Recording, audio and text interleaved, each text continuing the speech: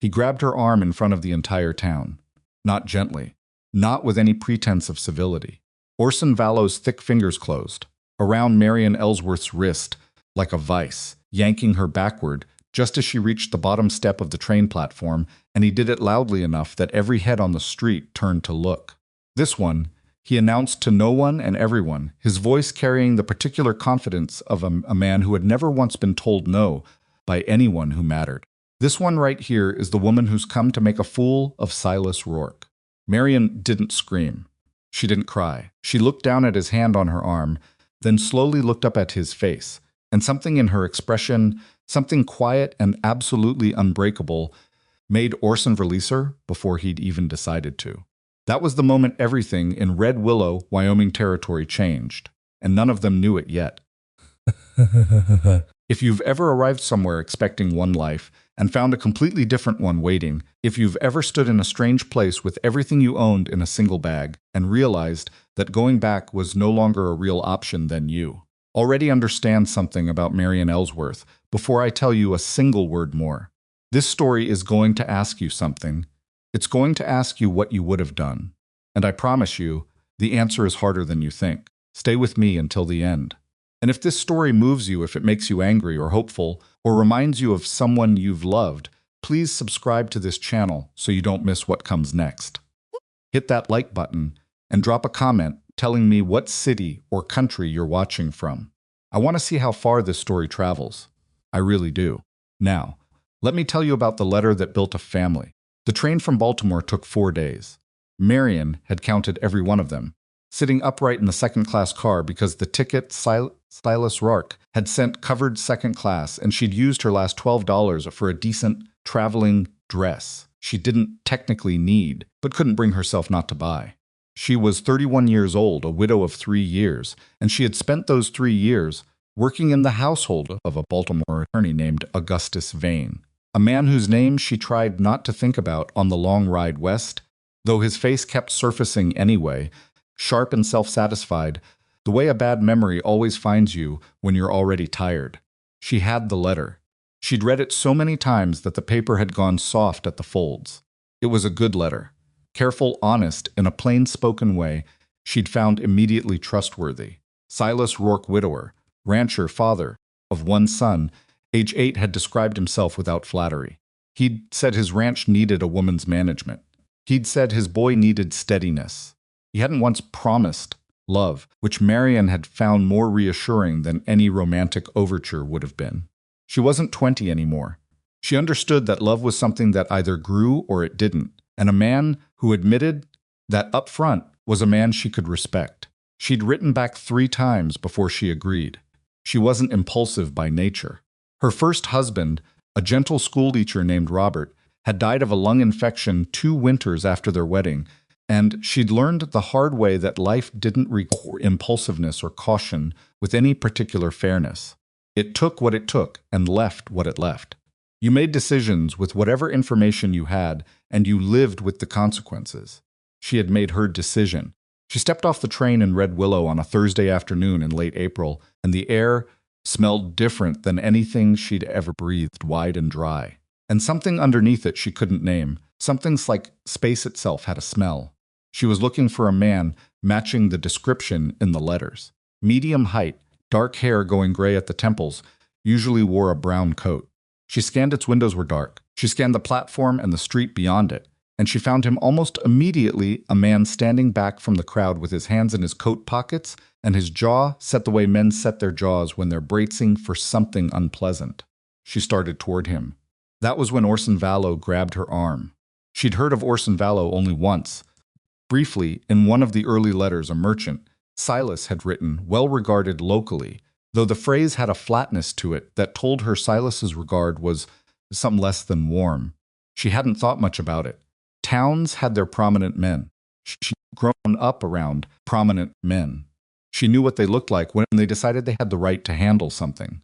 "Let go of my arm," she said quietly, enough that only Orson and the 3 people standing nearest to them heard it. "You need to understand something before you go another step," Orson said.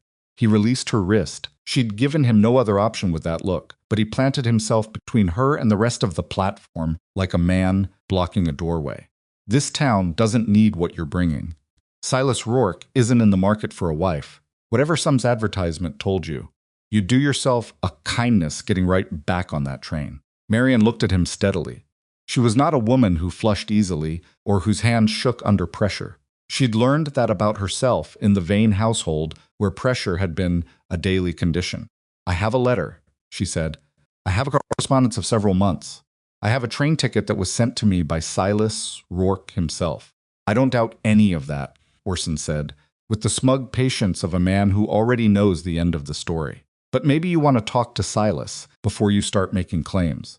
She moved around him. She was not small, and she moved with the kind of deliberateness that made stepping around a man feel like exactly as dismissive as it was. She walked toward Silas Rourke with her bag in her hand and her letter in her coat pocket and the eyes of approximately 40 people following her. Silas watched her come. He hadn't moved. He had the look of a man in the particular misery of someone who has been anticipating a terrible moment and is now watching it arrive. Mr. Rourke, she said, and held out her hand. I'm Marian Ellsworth. He didn't take her hand immediately. Something was wrong with his face, not unkind. Exactly, but trapped. He looked at the letter she'd half pulled from her pocket, and then he looked away. I don't know how to tell you this, he said. The quiet that followed lasted about 4 seconds and felt considerably longer. Then tell me plainly, Marian said. That's usually better. I didn't write those letters. She had been prepared for a great many things. She had not been prepared for that. She felt the words land somewhere in her chest, felt the exact sensation of something she'd been holding very carefully, suddenly losing its structure, not shattering, but dissolving. The way ice doesn't break so much as simply stop being ice. I beg your pardon, she said. Her voice came out completely level, which surprised even her. The letters you received. He was looking at the ground now, then back up, with the expression of a man who wants to be honest and is finding it more painful than he expected. I didn't write them. I didn't place any advertisement. I didn't send a ticket. I don't know how to explain. Papa. A boy's voice cut through the crowd noise, small and clear and terrified. Papa stopped. Marian turned. The most of its windows were dark. The boy was 8 years old, she'd been told that, but he looked younger because of his expression, which was the expression of a child caught in the exact moment between getting away with something and being destroyed by it. He was standing at the edge of the platform with one hand gripping the post like he might fall over without it, and he was looking at Marian with enormous dark eyes that held something complicated and raw guilt. Yes, enormous guilt, but underneath it, something almost more unbearable to witness. Hope. Pure, ridiculous, heartbreaking hope. It was me, Tobin Rourke said. His voice cracked on the second word. I wrote the letters. All of them I found the advertisement in the newspaper, and I wrote to her as Papa. I taught myself to make the letters look right. I saved up for the ticket from the money I earned, helping Mr. Steer. Hendricks at the feed store. He swallowed hard. I didn't think He stopped. He was shaking slightly. And he was looking at Marian with the particular desperation of a child who has done something catastrophic for reasons he cannot fully explain, but that feel, even now, completely necessary. He started again. And then, very quietly, almost inaudibly, I wanted someone to be there. The silence that followed that sentence was the loudest thing Marian had heard in years. She was aware of the crowd around her. She was aware of Orson Vallow making a sound that might have been satisfaction, and of Silas Rourke staring at his son with an expression that contained about 6 different things, simultaneously: shock, anger, love, guilt, grief, and something that might have been a kind of terrible understanding. She was aware that every person on this platform was waiting to see what she would do. She was aware that she had 4 days of train travel in her body, that her bag was heavier than she remembered, and that she was 31 years old and a widow, and she had nothing of particular importance waiting for her in Baltimore. She set her bag down. She walked across the platform to where Tobin Rourke was still gripping the post, still shaking slightly, and she crouched down in front of him, not gracefully, because her knees weren't cooperative and her dress wasn't designed for crouching, and she looked at him at eye level. "What's your name?" she asked, though she knew it. He blinked. "Tobin. How long did it take you to save up for that ticket, Tobin?" He looked confused by the question. "About 4 months. Almost 5, that's a long time." He nodded, still confused, still terrified. Why her? Silas asked from behind her, and she realized he'd moved closer. She didn't stand up. Why that particular advertisement? Tobin looked at his father and then back at Marian. "'Cause she wrote about wanting a useful life," he said slowly, like he was confessing the most private thing he owned. "She said she wasn't looking for something romantic. She said she wanted a real place, a real thing to do. And I thought she sounded like someone who would stay." He wasn't talking to his father anymore. He was talking to Marian. She sounded like someone who actually meant what she said. He finished so quietly it was almost nothing. Most people don't. Marian looked at this boy, this 8-year-old boy, who had spent 5 months doing odd jobs and practicing forged signatures and composing letters in a voice that wasn't his own, all for the single desperate purpose of not being alone in a quiet house, and she felt something move in her chest that she didn't immediately have a name for. She turned to face Silas, who was watching her with an unreadable expression, or mostly unreadable, except for the guilt. "That was very readable, Mr. Rourke," she said. "I'll get you a ticket back," he said immediately. "Tonight if possible. You've been badly misled. And I am genuinely sorry. Whatever the cost—" "I'm not asking for a ticket," Marian said. He stopped. "I'd like to stay," she said, "for a few days. A week, perhaps. Your boy is clearly in need of—" she paused, choosing words with care. "Some stability. And I have nothing urgent calling me back east." The crowd around them had gone very quiet. Even the wind seemed to have paused, the way Wyoming wind sometimes does, as if the territory itself was holding its breath. "That's not—" Silas started. "I'm not suggesting anything improper," Marian said, in a voice that somehow managed to be both firm and entirely reasonable. "I'm suggesting that your son wrote me 4 months of letters in good faith, even if they weren't your letters, and that he had reasons for doing so that I think deserve at least a few days of consideration. I can sleep in whatever room you have available. I can be useful. I'm not asking you to marry me. I'm asking you to let me stay long enough to decide whether or not I was wrong to come."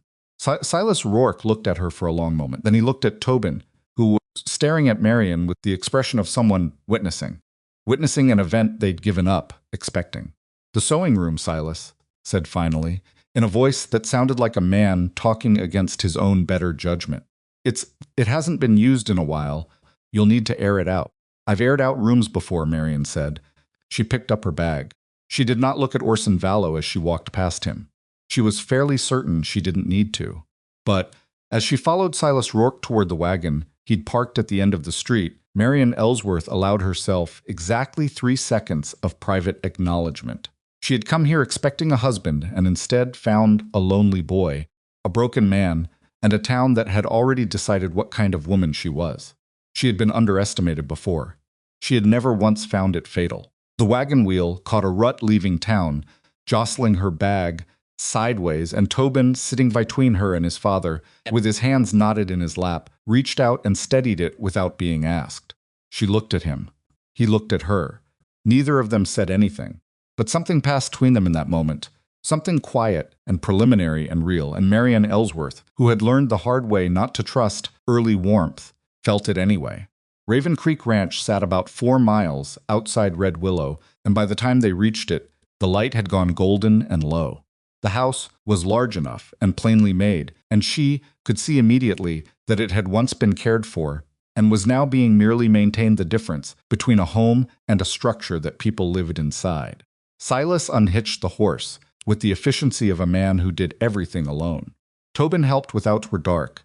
Tool helped being asked, small and competent in the way children become when they've been taking care of themselves longer than they should.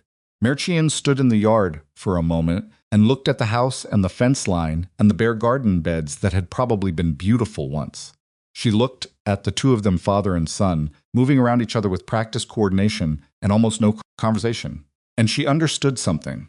This was not a house that had broken. This was a house that was in the process of convincing itself that broken was permanent. She picked up her bag. She walked toward the door. "Mrs. Ellsworth," Silas said behind her. She stopped. "You should know whatever Tobin wrote in those letters." He paused. She could hear him choosing words with the care of a man who is not practiced at choosing them. I can't promise you that I'm what—" "Mr. Rourke," she said, not turning around. "I didn't come here for a promise. I came here because a boy spent 5 months making sure I would." She pushed the door open. "That's enough of a reason for now." She went inside. Behind her in the yard, she heard something she wouldn't have expected, not from Silas, not yet. From Tobin, a single shaky exhale, like a child releasing a breath he'd been holding for months, maybe longer.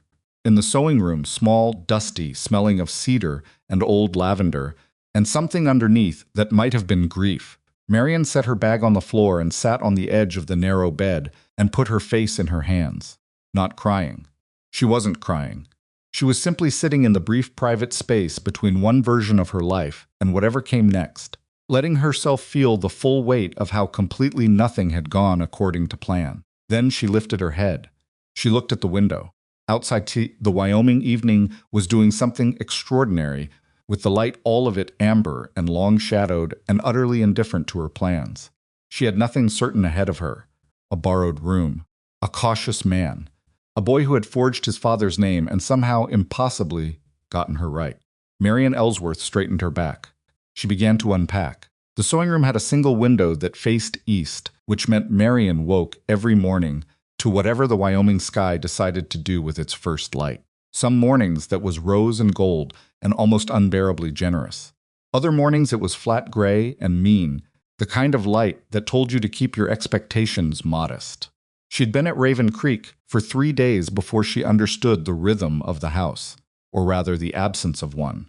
Silas rose before dawn. She could hear his boots on the floorboards, slow and deliberate. A man trying not to wake anyone, and he was gone to the barn before she'd finished dressing.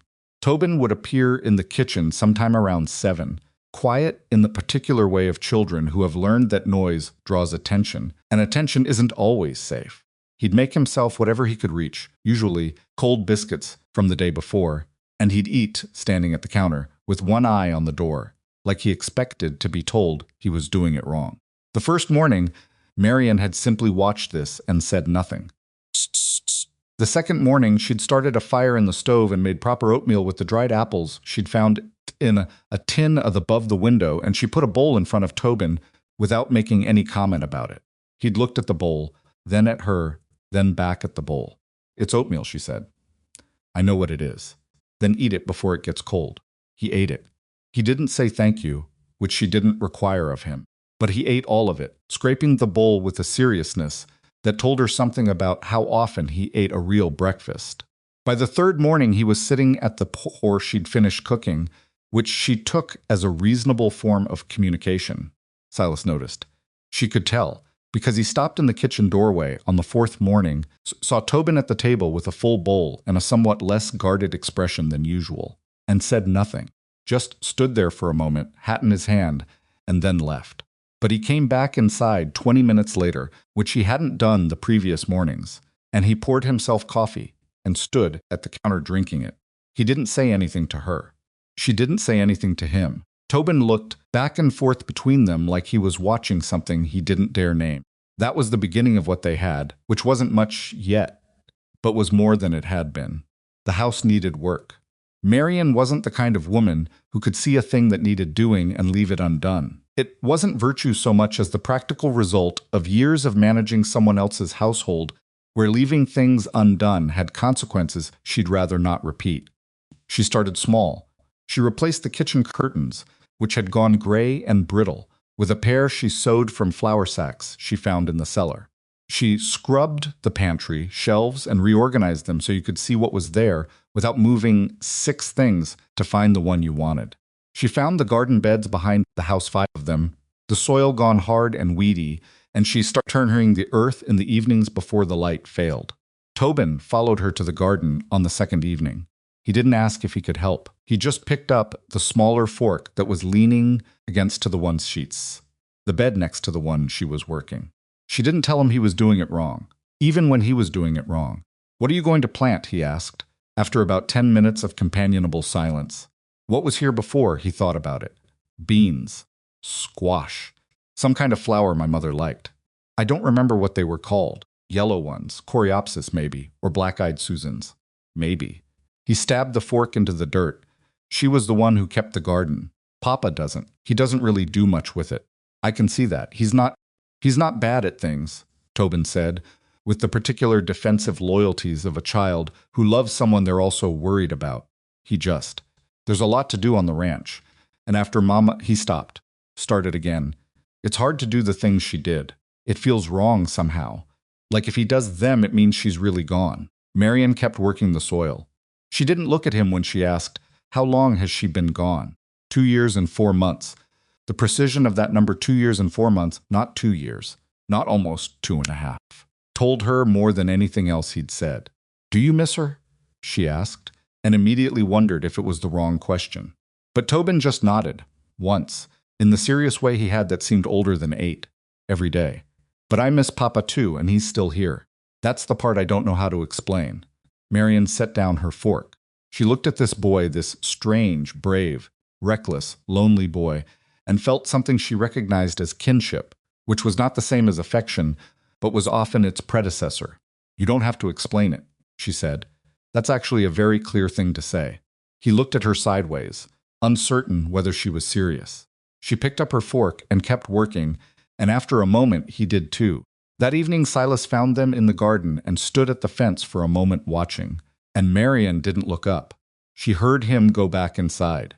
Later, after Tobin was in bed, she came into the kitchen for water and found Silas sitting at the table with what looked like ranch accounts spread in front of him, but he wasn't looking at them. He doesn't usually talk to people, Silas said, without preamble. He talked to me. I know. A pause. He doesn't do that. He's lonely, Marian said as plainly as she could. Children who are lonely will talk to whoever sits still long enough. Silas looked at her, and there was something in his expression that might have been gratitude and might have been resentment, and was probably both. I'm there, he said. I'm here every day. I work this ranch, so he has. I know you're here, Marian said. She kept her voice even. That's not what I said. He looked away. She took her water and went back to her room, and she lay in the dark and thought about the line between saying the true thing and saying the useful thing, and whether there was always a difference. The week stretched into 2, and Marian had stopped counting the days by then. She'd established herself in the house the way water established itself, not by forcing anything, but by finding the available spaces and filling them quietly. She taught Tobin in the mornings. Zooks she'd brought in her bag, and a chalkboard she found in the barn that had apparently never been used. His reading was adequate. His arithmetic was behind where it should be. His knowledge of everything else was a fascinating patchwork of things he'd taught himself by observation and things nobody had thought to tell him. He learned fast. That was almost frightening, not the speed of it, but the hunger underneath it, the way he absorbed information like someone who had been going without for a long time and was trying to make up the difference. Silas watched the lessons sometimes from the doorway. He never came in, but he stopped pretending not to watch. On a Tuesday morning in the 3rd week, Hester Vallow came to call. Marian had heard about Hester through the incidental intelligence that small towns generate without trying from the feed store when she'd gone with Silas to pick up supplies, from the woman at the dry goods counter who'd been determinedly friendly in the way people are friendly when they're deciding whether to trust you. Hester Vallow was Orson Vallow's wife, which told Marian something. But she was also, by all accounts, the organizing force behind most of what Red Willow considered its moral standards, which told her considerably more. Hester arrived in a buggy, she drove herself, which Marian found immediately interesting. She was a tall woman, well-dressed in a way that was meant to signal prosperity without appearing to try. And she had the kind of face that had probably been genuinely pretty in its youth, and was now handsome in a way that required maintenance. She came to the front door, which nobody in Red Willow apparently used, and knocked. Marian answered because she was nearest. Hester looked at her a long, categorizing look that took in Marian's work dress and ungloved hands, and the fact that she was the one answering the door, and something settled behind her eyes. A conclusion reached. Mrs. Ellsworth, she said. Miss Ellsworth, Marian corrected. I'm not married. No, Hester agreed pleasantly. That's rather the concern, isn't it? She didn't wait to be invited in. She walked past Marian into the front room with the ease of a woman who had walked through other people's doors all her life and never once stopped to wonder if she was welcome. Tobin appeared in the hallway, took one look at Hester Vallow, and made himself scarce with the instinctive efficiency of a child who recognizes danger. Marian showed Hester to the 2 chairs by the window because it was the polite thing to do, and because she'd learned that ceding the civilized gestures often let you keep the real ground. "Can I offer you something?" Marian asked. "I won't be staying that long," Hester said, with a smile that didn't reach anywhere near her eyes. "I've come because I think someone needs to be direct with you, and since it seems no one else intends to be, I'm willing to take on that role." "How thoughtful," Marian said, and sat down. Hester's smile thinned slightly. She'd expected that to land differently. She regrouped with the ease of practice. "You seem like an intelligent woman. So I'll assume you already understand that your presence in this house is a source of considerable concern for this community." "I understand that you find it so," Marian said. "I'm not certain that qualifies as a community-wide position. A widow living unchaperoned in a single man's home, with his 8-year-old son present," Marian said, "and sleeping in a separate room, which I suspect you already know. The appearance, Marian said, keeping her voice level with some effort, "is of a woman who came west in good faith, found herself in an unexpected situation, and chose to be useful rather than helpless. I understand if that's unfamiliar." The silence that followed had a particular texture. Hester Vallow was not accustomed to being interrupted or redirected, and she was recalibrating. "The boy forged documents," Hester said, shifting ground. "That has legal implications. He's 8 years old. The deception caused you financial harm, travel expenses, lost income. There are those who feel Silas Rourke bears responsibility for what his son did under his roof. There are those who feel a great many things," Marian said. "What Silas Rourke bears is his own business. What happened to me is mine." Hester's stood up. She did it smoothly, the way women of her type always did everything smoothly, with the implication that the smoothness itself was a form of authority. "I like you," she said, in a tone that meant precisely the opposite. "I think you're smart enough to know when you're in a situation that cannot end well for you. Silas Rourke is not going to marry you. This town is not going to accept you. And the longer you stay, the worse the terms are when you finally have to leave." She walked to the door, paused with her hand on it. "I'm offering you advice," Hester said. "What you do with it is your affair." She left. Marian sat in the chair for a moment after the sound of the buggy wheels faded, and then she went to find Tobin, who was in the kitchen, pretending to look for something in the pantry. "You heard," she said. He didn't deny it. "She's always like that," he said, his voice tight. "After Mama died, she used to come and tell Papa what he was doing wrong. He stopped letting her in eventually." "Smart man," Marian said. Tobin turned to look at her. "Are you going to leave?" he asked, direct and terrified in equal measure. "I haven't decided to leave," Marian said. "Stop expecting it." He looked at her for a long moment, and then he went back to not finding whatever he'd been pretending to look for. But some of the tightness went out of his shoulders. Silas came in from the barn at midday and found Marian at the stove and Tobin at the table working arithmetic, which was the scene he'd been coming home to for 2 weeks and had apparently not yet developed a way to react to normally. He hung up his coat and his hat and washed his hands and sat at the table, and there was a brief negotiation of silence, during which everyone tried to act like this was unremarkable. "Hester Vallow came," Marian said, setting a plate in front of him. His jaw tightened. "I saw the buggy tracks.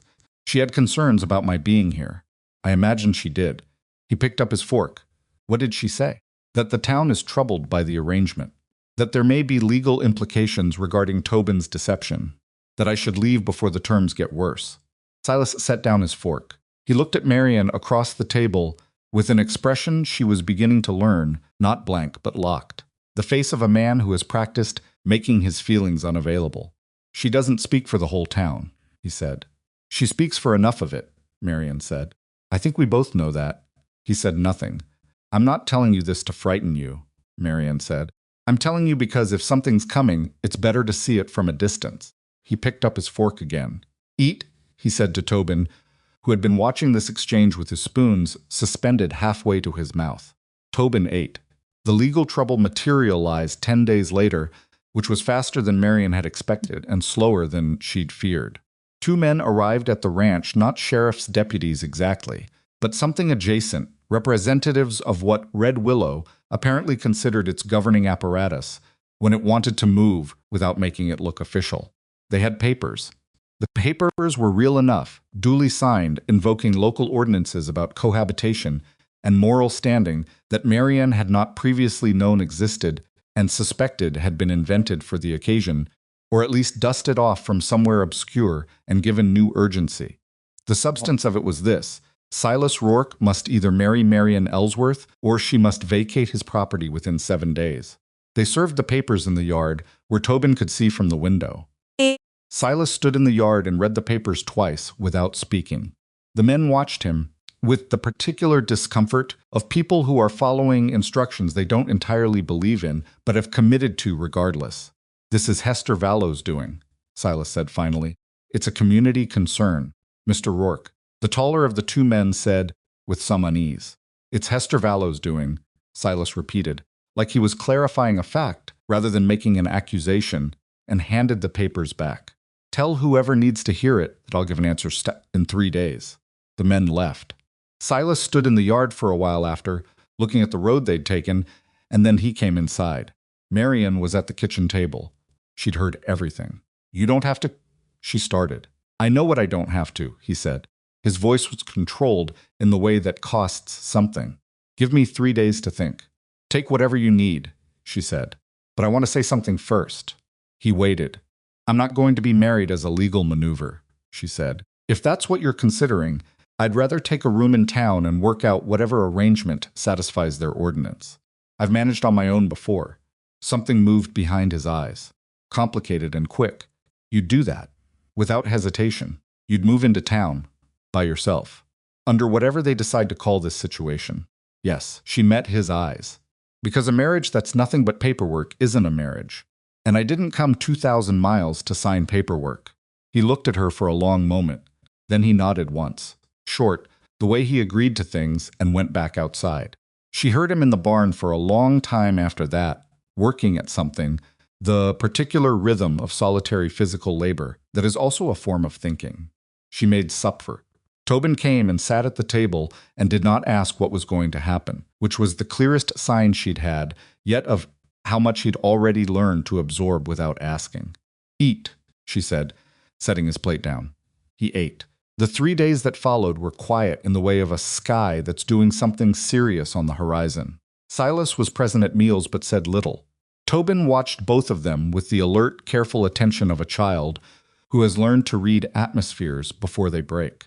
Marian kept the house and taught the lessons and turned the garden soil, and she did all of it without making anything of it, because that was the only way she knew to function when waiting. On the morning of the 3rd day, Marian made her decision before Silas had made his. She packed the bag she had brought with her from Baltimore. Not everything she left, the flour sacks she hadn't used, the books she'd been using to teach Tobin, the seeds she'd bought at the dry goods store that were waiting for the garden beds. She packed her clothes and her personal things, and she set the bag by the door. She told Tobin she needed to go into town, and she asked if he could manage the morning on his own. He looked at the bag. "You're leaving," he said, and it wasn't a question. "I'm moving into town," she said, "to stay at Mrs. Hendricks's boarding house. That way there's nothing for anyone to object to, and I can still—" "You're leaving," he said again, and this time his voice had something in it that he was holding with both hands and losing his grip on anyway. "Tobin, you said stop expecting it." His voice cracked halfway through the sentence. "You told me to stop expecting it." She knelt down in front of him, which her knees still protested. "I said I hadn't decided to leave, and I haven't left. I'm going 3 miles away so that you and your father aren't in trouble because of me." "It's the same thing," he said, fiercely and inaccurately, and with a certainty that was entirely his mother's. She suspected, though she'd never know. "It's not the same thing," she said. "It doesn't feel like it, but it's not." He turned and walked down the hallway to his room and closed the door, not slamming it. He was too controlled for that, too old in his particular way, just closing it, which was somehow worse. Silas appeared in the doorway from outside. He looked at Marian. He looked at the bag. "Where are you going?" he asked. "Into town," she said. "Mrs. Hendricks has a room. It solves the legal problem without requiring you to do anything you're not ready to do." He stood in the doorway without moving. "I was going to tell you this morning," he said. "Tell me what?" He stopped. "Started differently. I've been thinking about what you said, about paperwork not being a marriage. I meant it. I know you meant it." He came into the kitchen, and he had the look of a man walking toward something difficult that he's been putting off long enough to be tired of the delay. I also know that what this town is doing to you because of something my son did. In my house, that's my fault, not yours. And standing by while they drive you out, because it's more convenient for me." He stopped again. "That's not something I can make sit right." Marian watched him. "I'm not saying I'm ready for—" He made a gesture with his hand that was frustrated and honest. "I'm not going to stand in your doorway and tell you things I can't back up, but I'm also not going to let them push you out of here like you're the problem. You're not the problem." "Then what are you saying?" she asked. Not unkindly. "Just clearly, I'm saying stay," he said. "I'll deal with the papers. I'll deal with Hester Vallow and her ordinances. You stay, and we figure out the rest." He paused. "If that's something you're willing to do, you're willing to take that on?" she asked. "The town's opinion. Orson Vallow, all of it." His jaw worked. "I'm willing to try," he said, which she understood was the more honest answer and the harder one. She set down the bag, not placing it neatly, not making a statement of it, just setting it down, the way you set down something heavy you've been carrying long enough. Tovbin's door opened, down the hallway. He appeared at the end of the hall, and he'd clearly been listening, and he looked at the bag on the floor, and then at his father, and then at Marian, and he didn't say anything. He didn't have to. What happened next came faster than any of them had anticipated, because the Vallows were not people who allowed resistance to develop into habit. Orson's made his move the following week, and he made it publicly, at the general meeting that Red Willow held on the second Friday of each month, which was ostensibly for town business, and practically for the adjudication of whatever Hester found in need of adjudicating. Marian had not been invited. She heard about it from the young woman at the dry goods counter, who told her in a low voice with the expression of someone passing information they think might prevent an injury. The meeting was to discuss, officially, the matter of Tobin's forged correspondence and what amends were owed.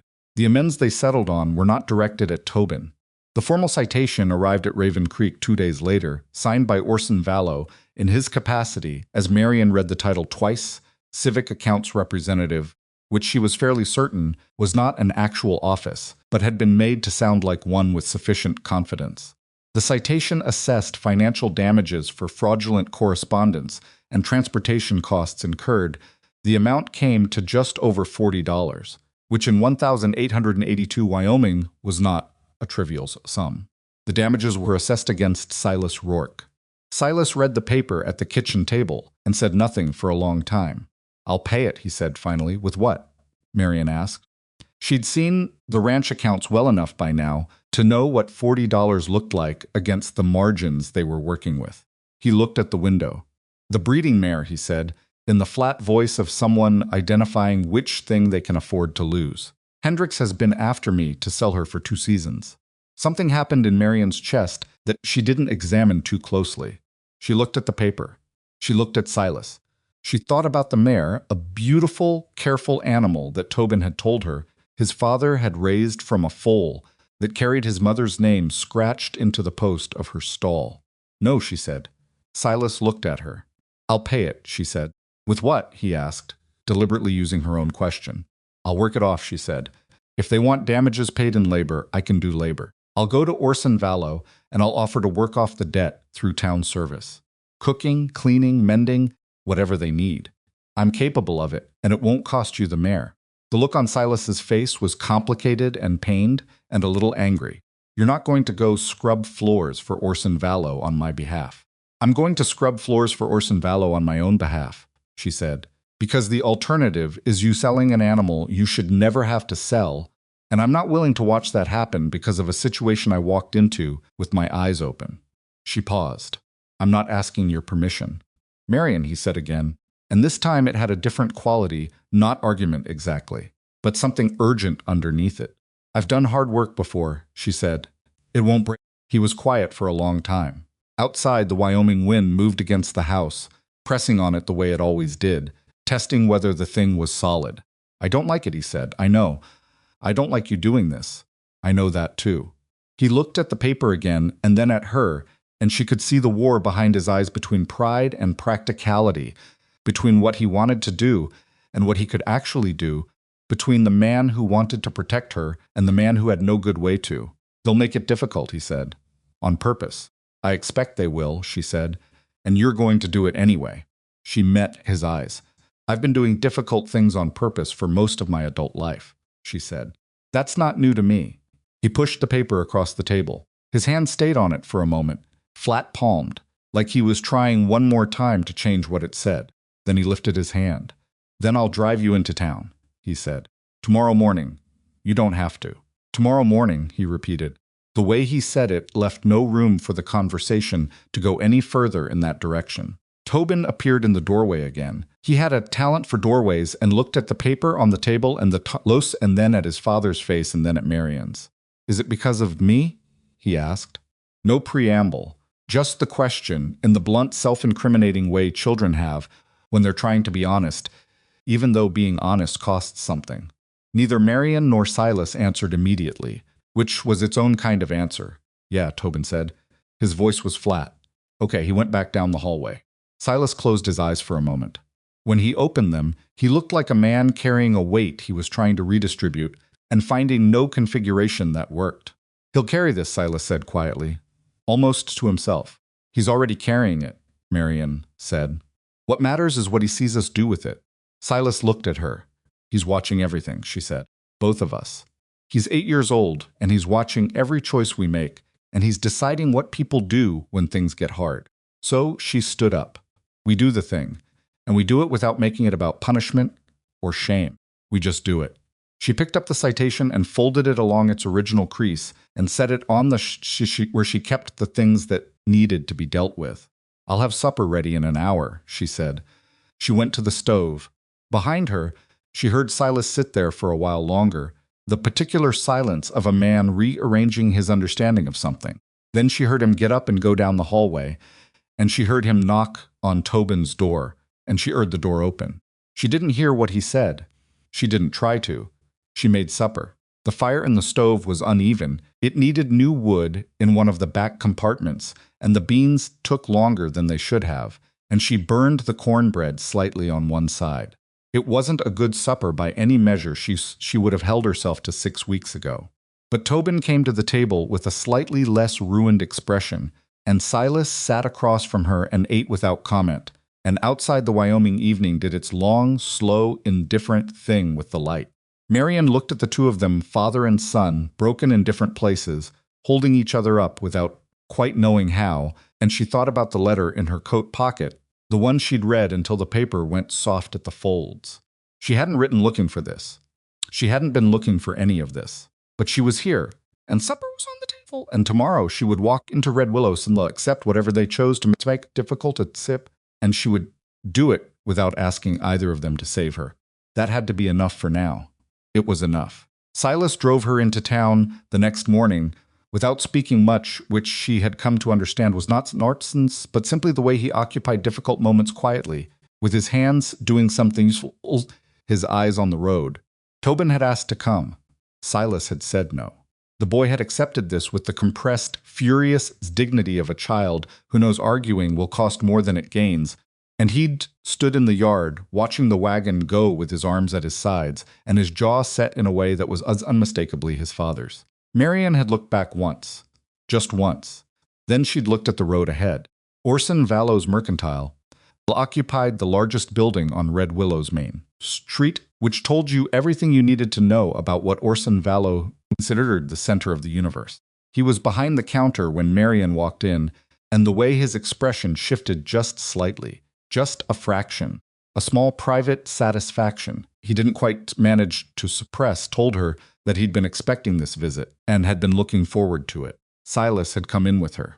He stood slightly behind her left shoulder, not intervening, not speaking, but present in the way a wall is present, something solid that doesn't move. "Miss Ellsworth," Orson said, "what can I do for you?" "You can tell me the terms," Marian said. "Specifically, what work, what schedule, and who determines when the debt is satisfied." Orson looked at Silas over her shoulder. Silas said nothing. Orson looked back at Marian. The terms he laid out were designed to be degrading without being technically unreasonable, which Marian recognized as the particular art form of people who want to punish without appearing to. She would report to the town hall each morning at 7. She would clean the hall, the attached meeting room, and the jail all 3 daily.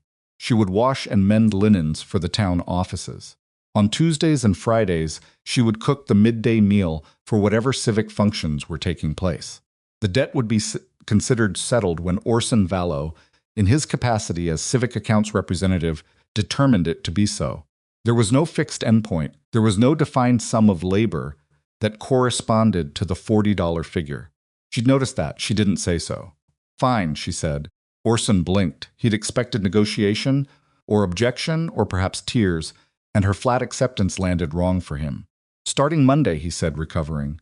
I could start today, she said, if you'd prefer. He would not prefer.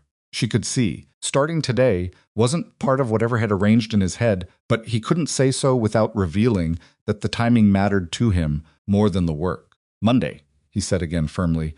She nodded once and turned to go. Miss Ellsworth. His voice stopped her at the door. She turned. He was smiling, and it was the kind of smile that doesn't pretend to be warm. I hope you understand that this arrangement reflects on no one but yourself. Silas Rourke's boy did something foolish. You're making it right. That's all this is. The silence that followed lasted about 4 seconds. That's a very interesting way to describe it, Marian said, and walked out. Silas caught up with her on the boardwalk. He walked beside her for half a block before he said anything. No fixed endpoint, he said. I noticed. He can keep you at this indefinitely. He can try, she said. Silas stopped walking. She stopped too and turned to look at him, and the expression on his face was the specific anguish of a man who is watching something happen that he does not have a clean way to stop. I should be the one in there, he said. Scrubbing the jail? Taking responsibility for Silas. She said his first name, which she hadn't done before, and it stopped him. If you go in there and take this on, he wins something more important than labor. He wins the story. The story becomes, Silas Rourke's woman caused trouble, and Silas Rourke cleaned it up. That story follows Tobin. It follows the ranch. She held his gaze. This way the story is different. He stared at her. What's the story this way? That I'm not something to be cleaned up, she said. That I'm someone who stands for herself. She started walking again. That story is better. For all of us. He stood on the boardwalk for a moment before following her. She didn't wait, but she didn't walk fast. Monday came. The town hall smelled of old wood and tobacco, and the particular mustiness of a building that was used for purposes its builders hadn't quite anticipated. Marian arrived at 10 minutes to 7 with a bucket and the cleaning supplies she'd brought from Raven Creek, because she'd checked what the hall kept on hand and it wasn't adequate. The deputy, who unlocked the building for her, a young man named Calhoun, who had the expression of someone deeply uncomfortable with his assignment, held the door and said nothing, and left as quickly as he reasonably could.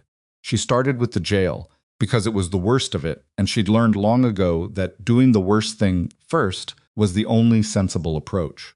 The cell was empty, which she was grateful for, though the floor suggested it hadn't always been. She worked methodically, which was the only way she knew how to work, and she didn't let herself think too far ahead. By 8 o'clock, a woman was standing in the doorway of the hall, watching her. Her name was Ruth Alderman, and she ran the boarding house, where Marian had briefly considered staying. She was somewhere around 60, with the build of someone who had done physical work her entire life and had the hands to prove it. You missed a spot, Ruth said. Marian looked up. Where? Top left corner of the window frame, always where the spiders set up. Marian looked at the window frame, found the spot, addressed it. Thank you. Ruth didn't leave. She came inside and picked up the spare rag Marian had set in the sill and started on the other window without asking permission or offering explanation. They worked in silence for 10 minutes. You don't have to do that, Marian said. I know I don't, Ruth said. I'm doing it anyway. A pause. Orson Vallow's been running this town through his wife's opinions and his own self-interest for 15 years. I'm not as old as I look, and I'm not as patient as I used to be. Marian looked at her. Don't make something of it, Ruth said. I just can't stand watching someone work alone when there's no good reason for it. Nobody said anything else about it. They finished the windows. Ruth came back Tuesday. She brought her daughter the first time, and a neighbor woman the second, and by the end of the first week there was a quiet rotation of women who appeared at the town hall at various hours with no announced coordination, who picked up cleaning supplies, or helped with the mending, or simply sat and talked while Marian worked. filling the place with the particular density of female presence that has never required a explanation and has always required a certain courage. Orson noticed. He said nothing directly, because there was nothing to say. None of them were violating any ordinance, and he understood instinctively that making a public issue of women helping their neighbor would not generate the result he wanted. But his wife came by on Thursday of the second week, and Hester Vallow, standing in the doorway of the town hall watching 6 women work in Marian's general vicinity, was a sight that told Marian the things she'd suspected. This was not going the way they'd planned. She kept scrubbing. Hester left without speaking. Silas came into town at the end of each week, ostensibly for supplies, and he'd stop at the town hall, and Marian would be finishing up, and they'd walk to the wagon together. He never offered to carry anything she could carry herself. She had noticed he'd stopped offering to do things she hadn't asked for help with, which she understood as a form of respect, and found she valued more than she'd expected. Ruth Alderman's been coming, he said, the second week, loading flour into the wagon bed, her and several others. He was quiet for a moment. That's not nothing. No, she agreed, it's not. He handed her up into the wagon with the practiced ease of a man who had been helping women into wagons all his life. And then he climbed up himself, and they drove back toward Raven Creek in the long, late afternoon light. And it was its windows were dark, and it was the first time she could remember the silence between them, feeling like something other than distance. What she didn't find out until much later, and then only because Tobin told her, was what Silas had been doing before those weekly trips into town. He'd been going earlier, before dawn, sometimes while Marian was still asleep. He'd harness the wagon quietly in the dark and drive into Red Willow and park behind the livery and go to the town hall, and he'd haul whatever water needed hauling for the next day. And he'd stack the wood that the haul burned through in a week, and twice he cleaned the worst of the back room so that Marian wouldn't have to deal with it when she arrived. He was always gone before first light painted the street, and he told nobody, and Marian had no idea. She knew something was wrong with the math of her work. In the abstract way, you know something without being able to account for it. The water barrel was always full when she arrived. The wood was always stacked. She'd attributed it to Calhoun, the deputy following instructions she hadn't heard, and she'd let it go because the alternative explanation felt too large to look at directly. But Tobin said he'd woken one night, see, to hear his father's boots on the floor and had gone to the window and watched the wagon leave. He didn't say anything to Marian about it then. He filed it away, the way children file the things that matter most, in the place where they keep the evidence of who their parents actually are beneath the person they're trying to appear to be. The third week, something shifted in Red Willow. It wasn't a dramatic shift. It wasn't a public declaration or a reversal of position. It was more like a slow rebalancing of weight, the kind you feel before you see. People who had previously crossed the street when Marian was on the boardwalk began nodding instead.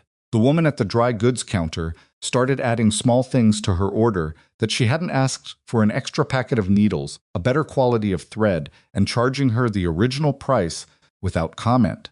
The preacher's wife, who had been conspicuously absent from Ruth Alderman's informal rotation, appeared one Tuesday with a pot of soup and the explanation that she'd made too much and would Marian like some, which they both understood to mean nothing of the sort. Orson saw it happening, and it made him tighter and colder in his public manner, which made people uncomfortable with him, which was the exact opposite of what he wanted. His wife grew quieter, which in Hester's case was more dangerous than noise. On a Friday morning in the fourth week of Marian's labor, Silas came into town unexpectedly, which he hadn't done on a day other than the end-of-week trips. Marian was on her knees in the back room of the town hall, working on a section of floor that had resisted her for 3 weeks. Whatever had been spilled there at some point in Red Willow's history had achieved an almost geological permanence when she heard him come through the front. She heard him stop. She heard him say something short and sharp, the kind of syllable that's not quite a word. Then silence. She got to her feet and came out. Orson Vallow was in the main room.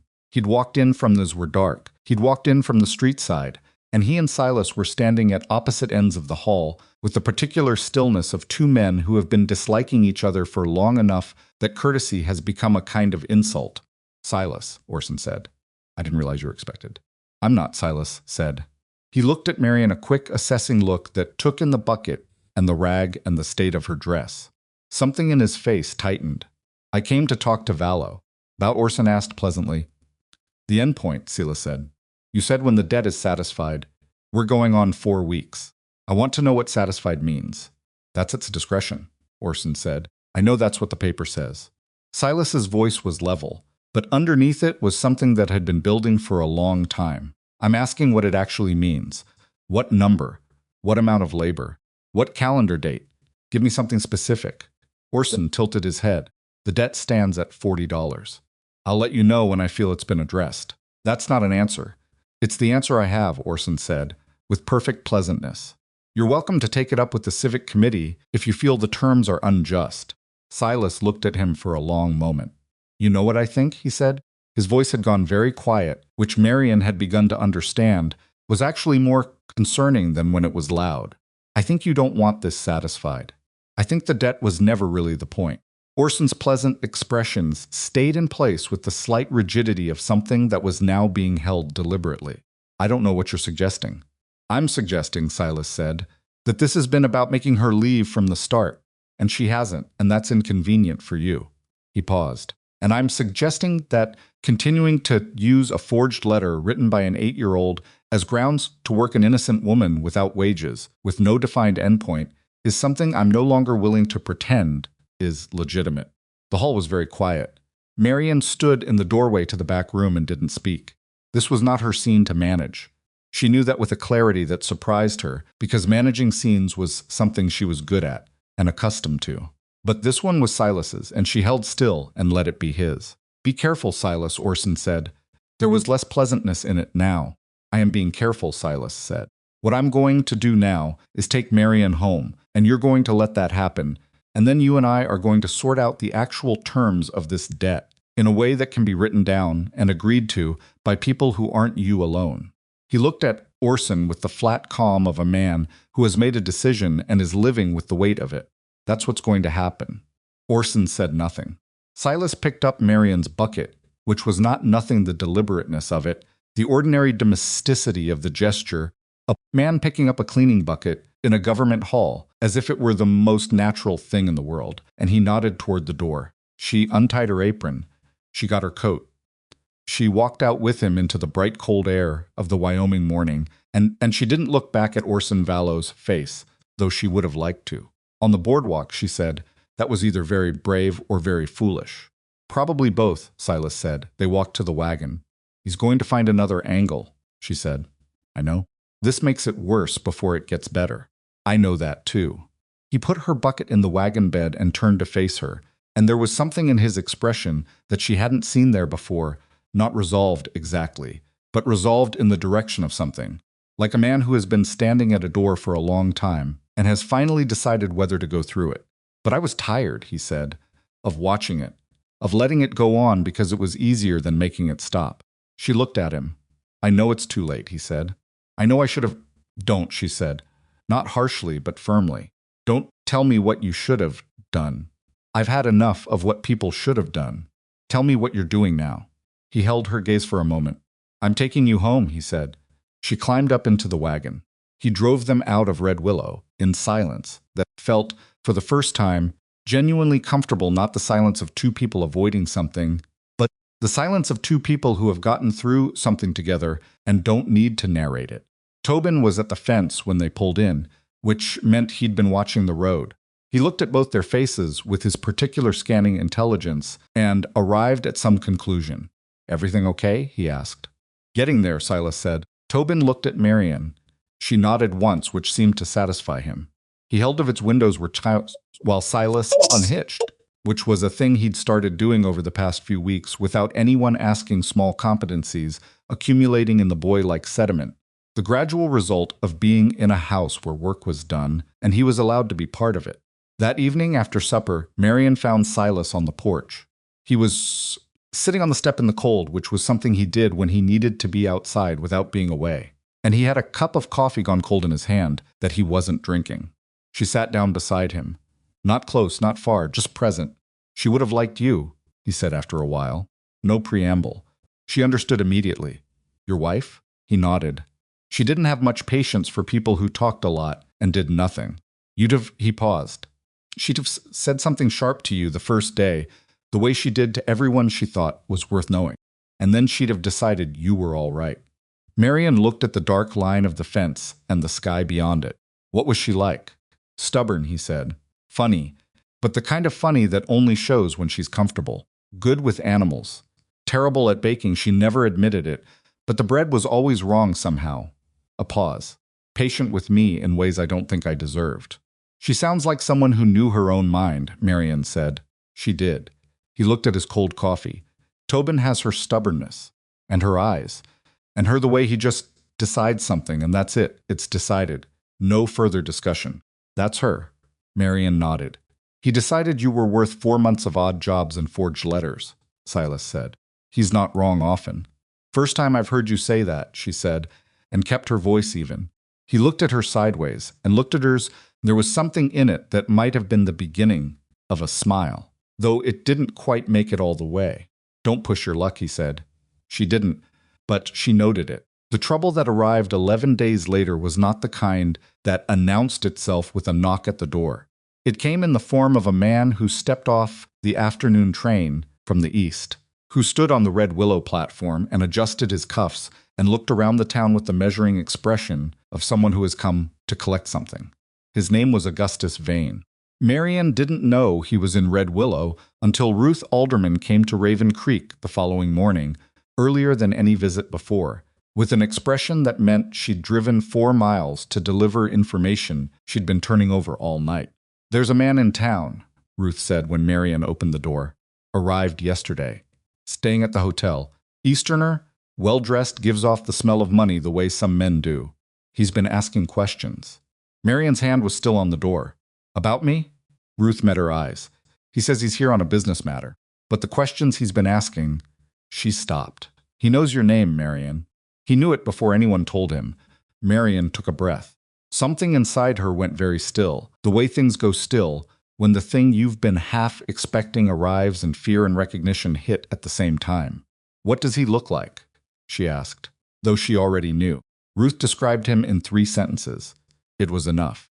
She went inside and stood in the kitchen and thought about Augustus Vane, about the contract she'd signed in the 3rd month of working for him, buried in employment language she'd read carefully, but apparently not carefully enough. About the clause she'd eventually found, the one that said termination of employment without 30 days' notice, and without his written approval, constituted a debt to his household for training costs, staff replacement, and inconvenience. About how she'd left his employ in 2 days, because she'd had 2 days to leave before the train went west and she'd taken them. About how she'd told herself the clause was unenforceable and tried to believe it. She was still standing at the kitchen counter when Silas came in from the barn and found her, and he stopped when he saw her face. What happened? He said.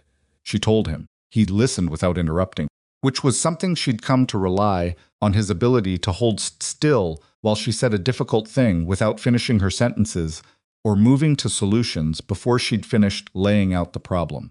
When she was done, he said, "The contract. Do you have it?" "In my bag. I kept it." She'd never known exactly why she'd kept it. Some instinct about paper trails, maybe. About having the thing so you could read it again and understand exactly what you'd agreed to. He said, "Get it."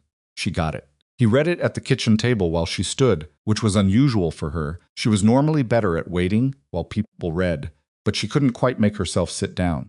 After a while, he set it down and pushed it away from him, which was the gesture of a man who has read something and doesn't like what it says. "It's real," she said. "The clause might not hold up in court," he said. "Might. I don't know enough to say for certain. Neither do I." She finally sat down. "He has more lawyers than I have arguments." Silas looked at the contract without touching it. "What does he want?" "He wants me to come back," she said, and heard her own voice flatten on the words. "Not because he needs me, because I left without permission. Because that's how he operates. Everything is a transaction, and every transaction has terms, and if you break the terms, he collects. He's going to use the clause to force you back east," Silas said. "Not a question, if he can." She looked at the table. "He could also buy my debt from Orson Vallow. Settle the $40 and replace it with his own claim. It would be legal." She stopped. Probably. Silas was quiet for a long moment. Then we need to talk to Bennett Crow, he said. He's the closest thing Red Willow has to a real attorney. He's handled things before. Will he take it seriously? He'll take money seriously, Silas said. And I have enough for a consultation. She looked at him. This is not your problem. He met her gaze directly. That's an interesting position, he said, for a woman who took on my son's debt as her own. He stood up. We're going to town. Put your coat on, Marian. She put her coat on. They drove to town in the early afternoon and found Bennett Crow in his office, above the dry goods store, a small man with reading glasses and an ink-stained desk, and the slightly distracted air of someone whose mind is always half somewhere else. He read the contract twice, read it a third time, and then set it down in a way that was different from how Silas had set it down, more considered, less conclusive. The clause is real, Crow said. The enforcement is another matter. In a Baltimore court, with a Baltimore judge who knows Augustus Vane, he'd have a fair chance. He looked up over his glasses at Marian. Out here it's murkier. Wyoming territorial law doesn't particularly favor employment contracts that function as debt indenture. But if he buys your existing town obligation and combines the claims, can he do that? Silas asked. Orson Vallow would sell to him? Crow turned a pen over in his fingers. Orson would sell the claim to anyone who offered him a reasonable price and a plausible story. Yes, he could do that. He paused. The question becomes what ground you have to stand on when he does. What ground do we have? Marian asked. Crow looked at both of them, at her and at Silas, who was sitting beside her in the client chair with his hat in his lap and his jaw set. Something registered behind the attorney's eyes, the both of them, the together of them, and he turned his pen over again. There are grounds that would complicate his claims significantly, Crow said carefully. Vane's contract clause relies on you being an independent party with no legal ties in this territory. If your situation here were, he paused, finding the word, different. The silence that followed lasted about 10 seconds. Silas's hand, which had been resting on the arm of the chair, moved, not much, just shifted slightly, the way a man's body moves when his mind makes a decision before his mouth does. What are the grounds? He asked Crow, and his voice was very steady. Crow told him. On the drive back to Raven Creek, neither of them spoke for the first 2 miles. The road was rough here, frost-heaved and rutted, and the horses had their opinions about the footing, and the noise of the wagon covered the absence of conversation adequately enough that neither of them had to acknowledge it. At the top of the ridge before the ranch road, Silas pulled the horses to a stop. The valley opened up below them, bare and huge and lit by late afternoon, in a color that had no good name, somewhere between gold and copper and the particular red of Wyoming clay. Raven Creek was down there, a dark line through pale grass. The ranch house, small from up here, with its smoke rising straight up in the cold, still air. Silas looked at it for a moment. I want to ask you something, he said, still looking at the valley. Marian waited. He turned to look at her. And his face, she would remember his face. In that moment later, when she had distance from it, was stripped of the careful control he usually kept it behind. He looked like a man who has decided to say something true and is living with the cost of that decision before he's even said it. I know what Crow said about legal grounds, he said. I know you know what that means. And I know what I said before about not wanting you to feel like paperwork. He stopped. This would not be paperwork. I want you to understand that before I ask. She held his gaze. This is me asking, he said. Because I want to. Because you came out here, and you took on everything my son did, and everything this town did, and you never once. He stopped again. You never flinched. You never made me feel like I was supposed to be more than I was. He looked at her steadily. I'm asking because I should have asked before he showed up, and I didn't, and I'm asking now. Outside, a hawk crossed the ridge and dropped into the valley below and was gone. What are you asking, Silas? She said. I'm asking you to marry me, he said. Not for Vane, not for the contract. For the reason that Tobin is down there in that house, and you are the best thing that has happened to either one of us in 2.5 years, and I have been a coward about saying so for longer than I'm comfortable admitting. Marian looked at him. She thought about the letter in her bag, soft at the folds, nearly worn through now. Written by an 8-year-old with borrowed words and enormous hope, and the terrible, reckless certainty of a child who has decided what is needed and gone after it with everything he had. She thought about the boot sounds in the morning before dawn, the full water barrel, the stacked wood, the particular way Silas had picked up her cleaning bucket in the town hall, as if it were the most ordinary thing in the world. Yes, she said. He exhaled, and it was not a composed, controlled exhale. It was the sound of a man releasing something he'd been holding for a long time, something he hadn't been certain he'd be allowed to put down. He picked up the reins. He didn't say anything else, and she didn't say anything else, and they drove down into the valley in the last of the amber light. But when they pulled into the yard, and Tobin came out of the barn because he always heard the wagon before it arrived, had some internal alert system tuned to that sound, and looked at both their faces together, Marian saw him go very still. Then his face did something she hadn't seen it do before. He smiled. Not a careful smile, not the measured expression of a child managing his own hope. A full, unguarded, slightly ridiculous smile that he clearly couldn't help and wasn't trying to stop. He turned around and went back into the barn, and she could hear him. She was almost certain she could hear him laughing to himself in there. Small and private and completely genuine. Silas heard it too. She knew because he ducked his head, and when he lifted it again, the lines his eyes had changed. She climbed down from the wagon herself, which her knees still protested.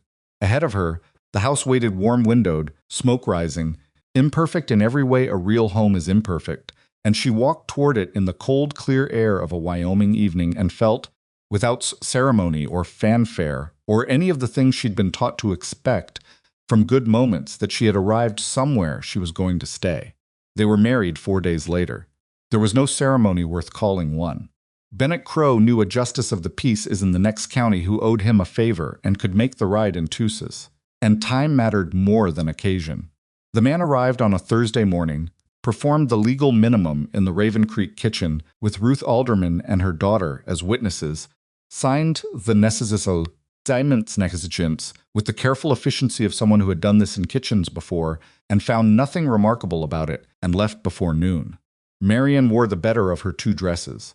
Silas wore his good coat, the one she'd noticed. He kept brushed and hanging separate from the others. Tobin wore his church clothes without being asked, which told her he'd planned for this since the night before. He stood very straight during the brief proceedings. When the justice finished and asked if there were any words either party wished to add, there was a short silence, and then Tobin said, "I think this is a good idea," in the decisive tone of someone confirming a vote. The justice looked at him. Ruth Alderman put her hand over her mouth. Silas looked at the ceiling. Marian said, "Thank you, Tobin," and meant it completely. Afterward, Ruth produced a cake from somewhere, a real one, with dried fruit and honey, and nobody asked how she'd managed it on 2 days' notice, because the answer was obviously that she'd decided it was happening and made it so, which was very Ruth. They ate it at the kitchen table, the 5 of them, with coffee that was slightly too strong and conversation that was slightly too careful. At first, the way conversations are when everyone is trying not to jinx something fragile. But Tobin asked the justice of the peace whether he'd ever married anyone who didn't want to get married, and the justice said once. And Tobin said, "How did that work out?" And the justice said it didn't, and Tobin said he didn't think it would, and the conversation found its own rhythm after that. Most of its windows were dark. When everyone left and Tobin went to bed and the kitchen was quiet, stood opposite ends of the room in the particular silence of 2 people who have just done something irrevocable and are taking the measure of it. "Your room is still yours," Silas said. "That's not nothing changes tonight, or until you decide something should." "I know," she said. "I want you to know I mean it. I know you mean it." She looked at him. "That's why I said yes." He nodded. He looked at the table, at the remnants of Ruth's cake. "Are you afraid?" he asked. She could tell it cost him something to ask directly. She considered lying for approximately half a second and abandoned it. "A little," she said. "Not of you. Of the size of it. Starting something this large." "Yeah," he said. "Just that." "Are you terrified?" he said, which surprised her with its completeness. He usually rationed that kind of honesty. "But less than I was yesterday. That's something." She picked up the cake plate and washed it at the basin, which was not a romantic thing to do after a wedding, but was very much the thing she needed, something ordinary, something her hands knew how to do. He dried it when she handed it to him, which he hadn't done before, and hung it back on its nail. And they put the kitchen to rights together in 20 minutes without speaking much. and it was the most natural thing that had happened between them since she'd arrived. She went to her room. She lay in the dark and listened to the house settle around her, Silas's boots on the floor of his room, Tobin's stillness down the hall, the Wyoming wind pressing against the east window the way it always did, and she thought, this is what I am now.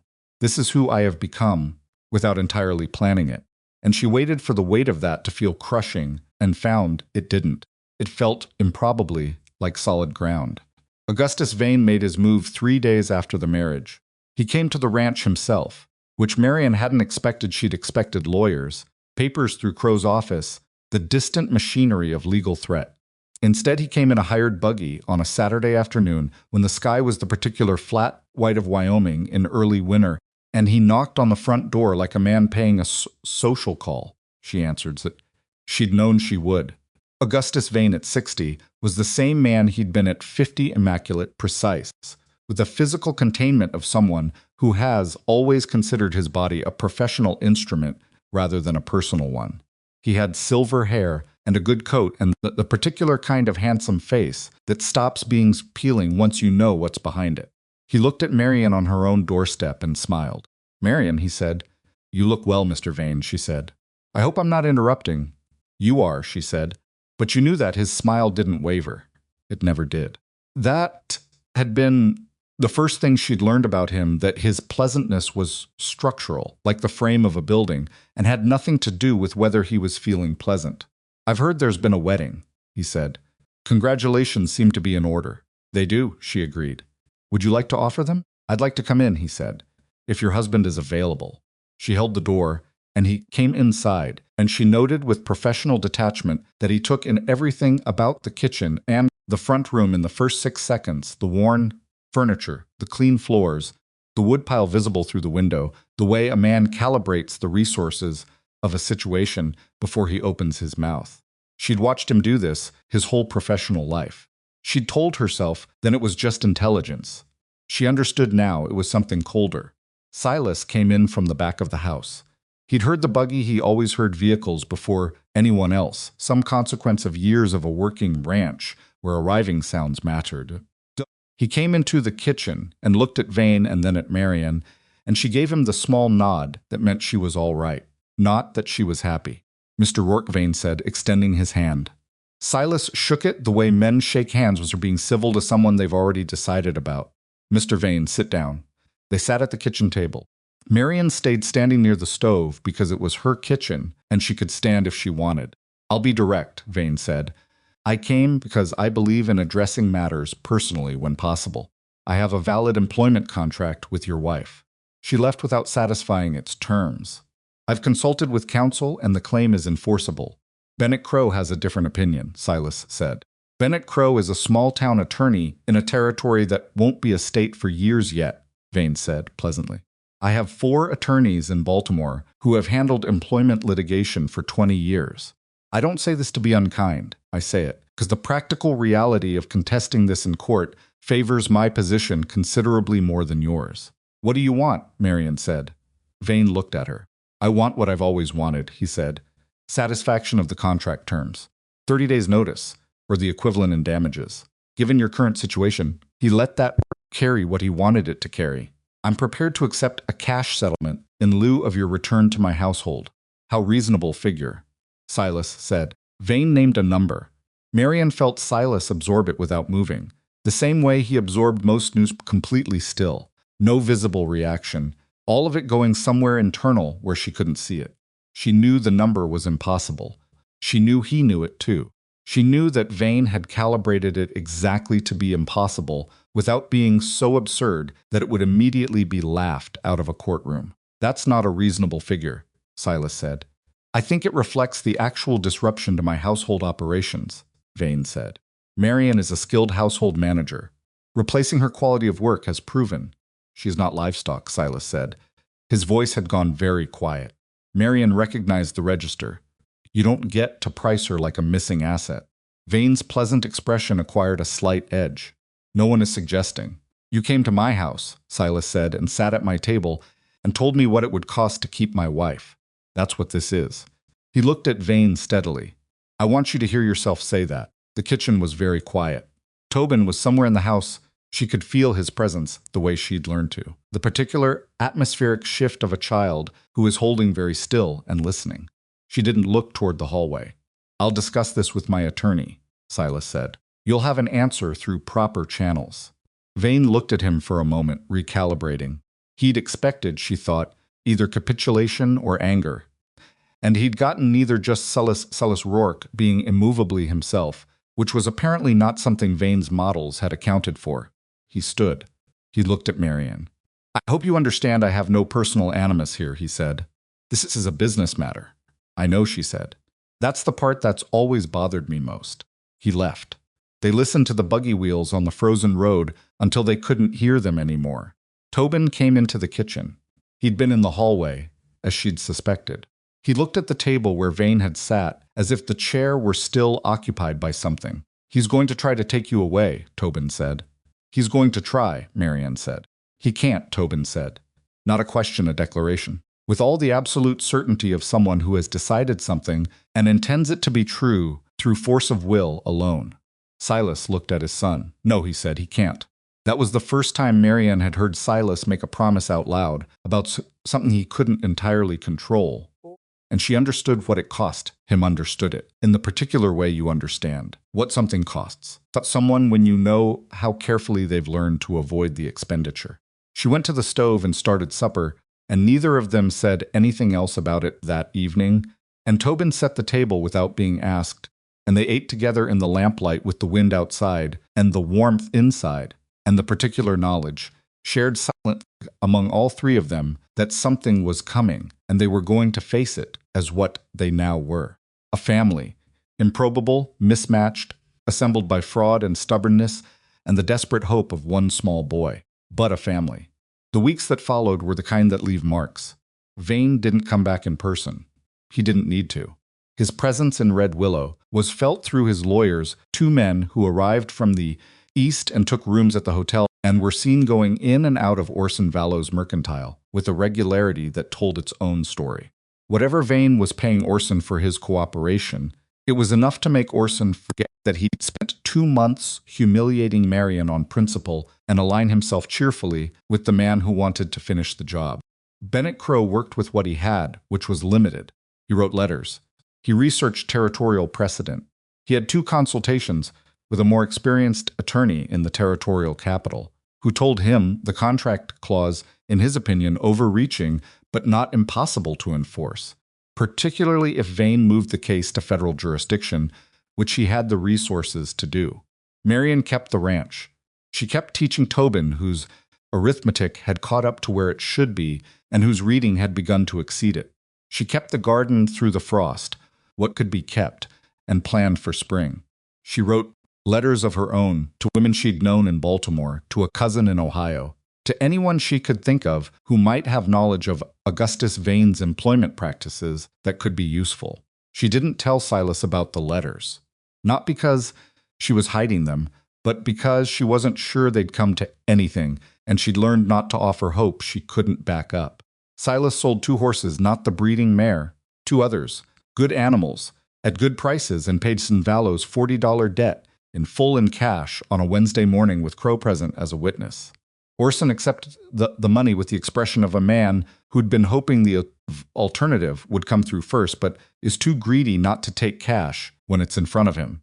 The civic debt was formally satisfied and written off, which closed one door Vane had been eyeing. Crow said it helped. He said it wasn't enough on its own. Then 2 things happened in the same week that changed the geometry of the situation. The first was a letter.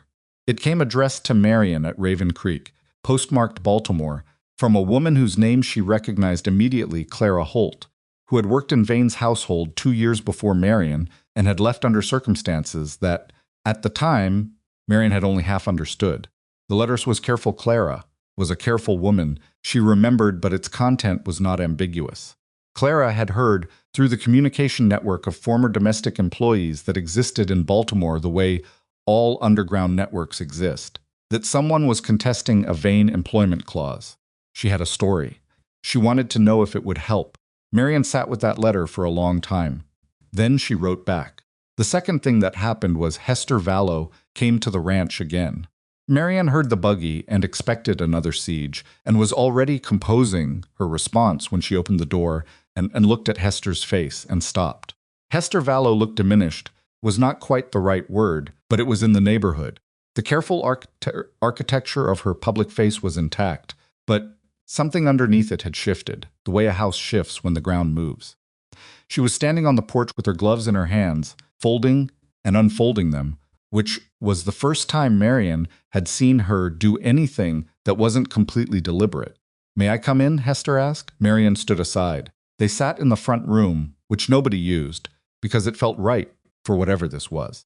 Hester looked around the room with an expression that wasn't the cataloging assessment of her first visit. It was something more complicated. "I owe you an apology," Hester said. The sentence came out with the specific weight of something that had been carried a long distance. Marian waited. "What we did, what I organized," Hester said. "The work obligation." She stopped. Tried again. "I told myself it was about propriety, about community standards, and that was part of it." Her hands worked the gloves. "But a larger part was that I didn't like not being able to place you.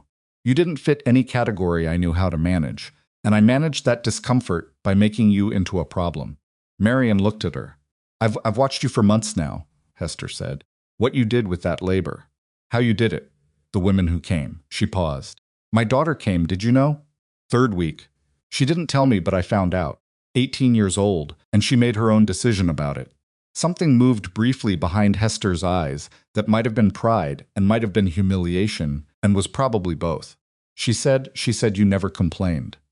That you worked like you meant it, regardless of who was watching. "I did mean it," Marian said. "I know." Hester looked at her hands.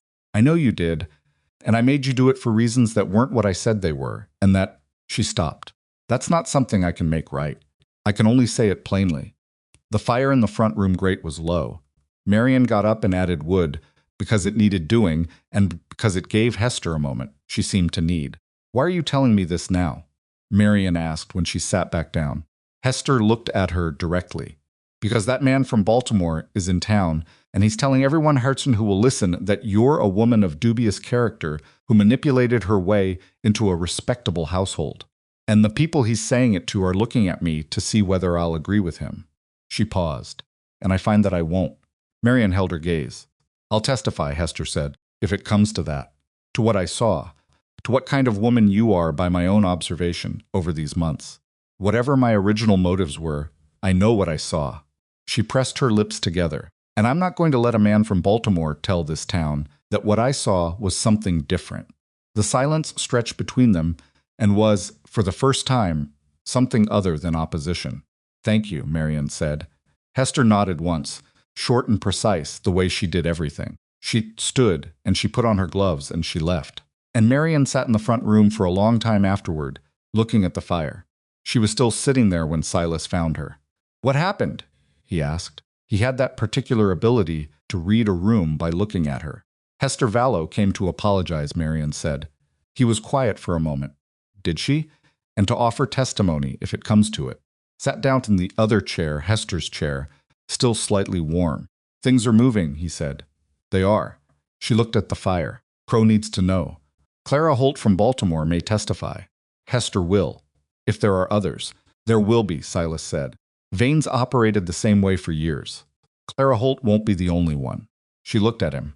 "You've been looking into him." He met her eyes. "Since the day you told me his name." He said it without apology. "You're not the first woman he's done this to. You're just the first one who left with somewhere real to go." She felt something shift in her chest, not surprise exactly, but recognition of a thing she'd half known and hadn't let herself examine. He'd been working this problem from the other side in his own private way, the same way he'd been hauling water before dawn and stacking wood and doing the things she didn't know about until later. Silas Rourke's love language was apparently the covert performance of necessary labor on behalf of someone he hadn't yet admitted he loved. She'd been about to say something about that. Tobin, when appeared the doorway. "Crow's here," he said. "His horse is at the fence." They both stood. Crow came in with the look of a man who is bringing news he wants to deliver quickly before he loses his nerve about the framing of it. He sat at the kitchen table and put his hat on his knee and said, Vane's moving the claim to federal jurisdiction. Got word this afternoon. He filed in the territorial capital 2 days ago. The kitchen was very quiet. What does that mean for us? Silas said. It means the case is larger and the stakes are higher, and my ability to manage it alone is… Crow stopped. It means I need help. Real help from someone with federal experience. And that costs money we don't currently have. Silas looked at the table. How much? Crow named a figure. It was not as impossible as Vane's settlement demand, but it was in the same country. We'll find it, Silas said. Silas Marian started. We'll find it, he said again in the tone that closed discussions.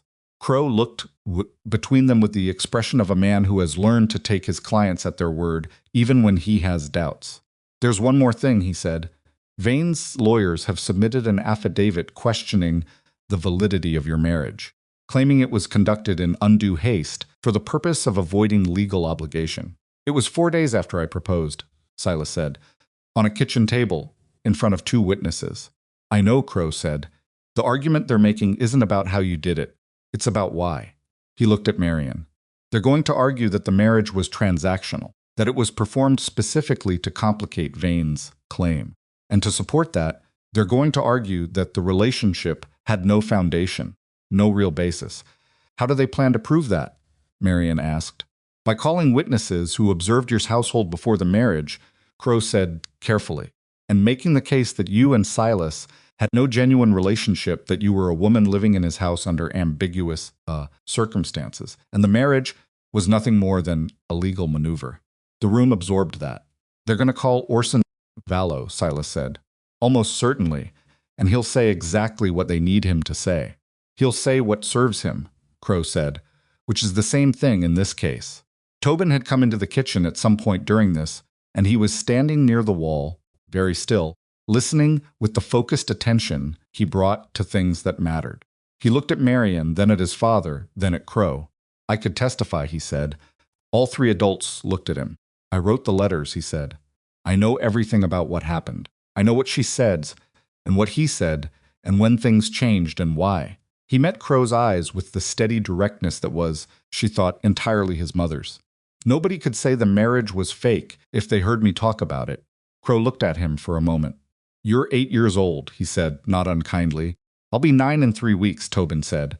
Courts take testimony from minors in extraordinary circumstances, Crow said, more to himself than to anyone.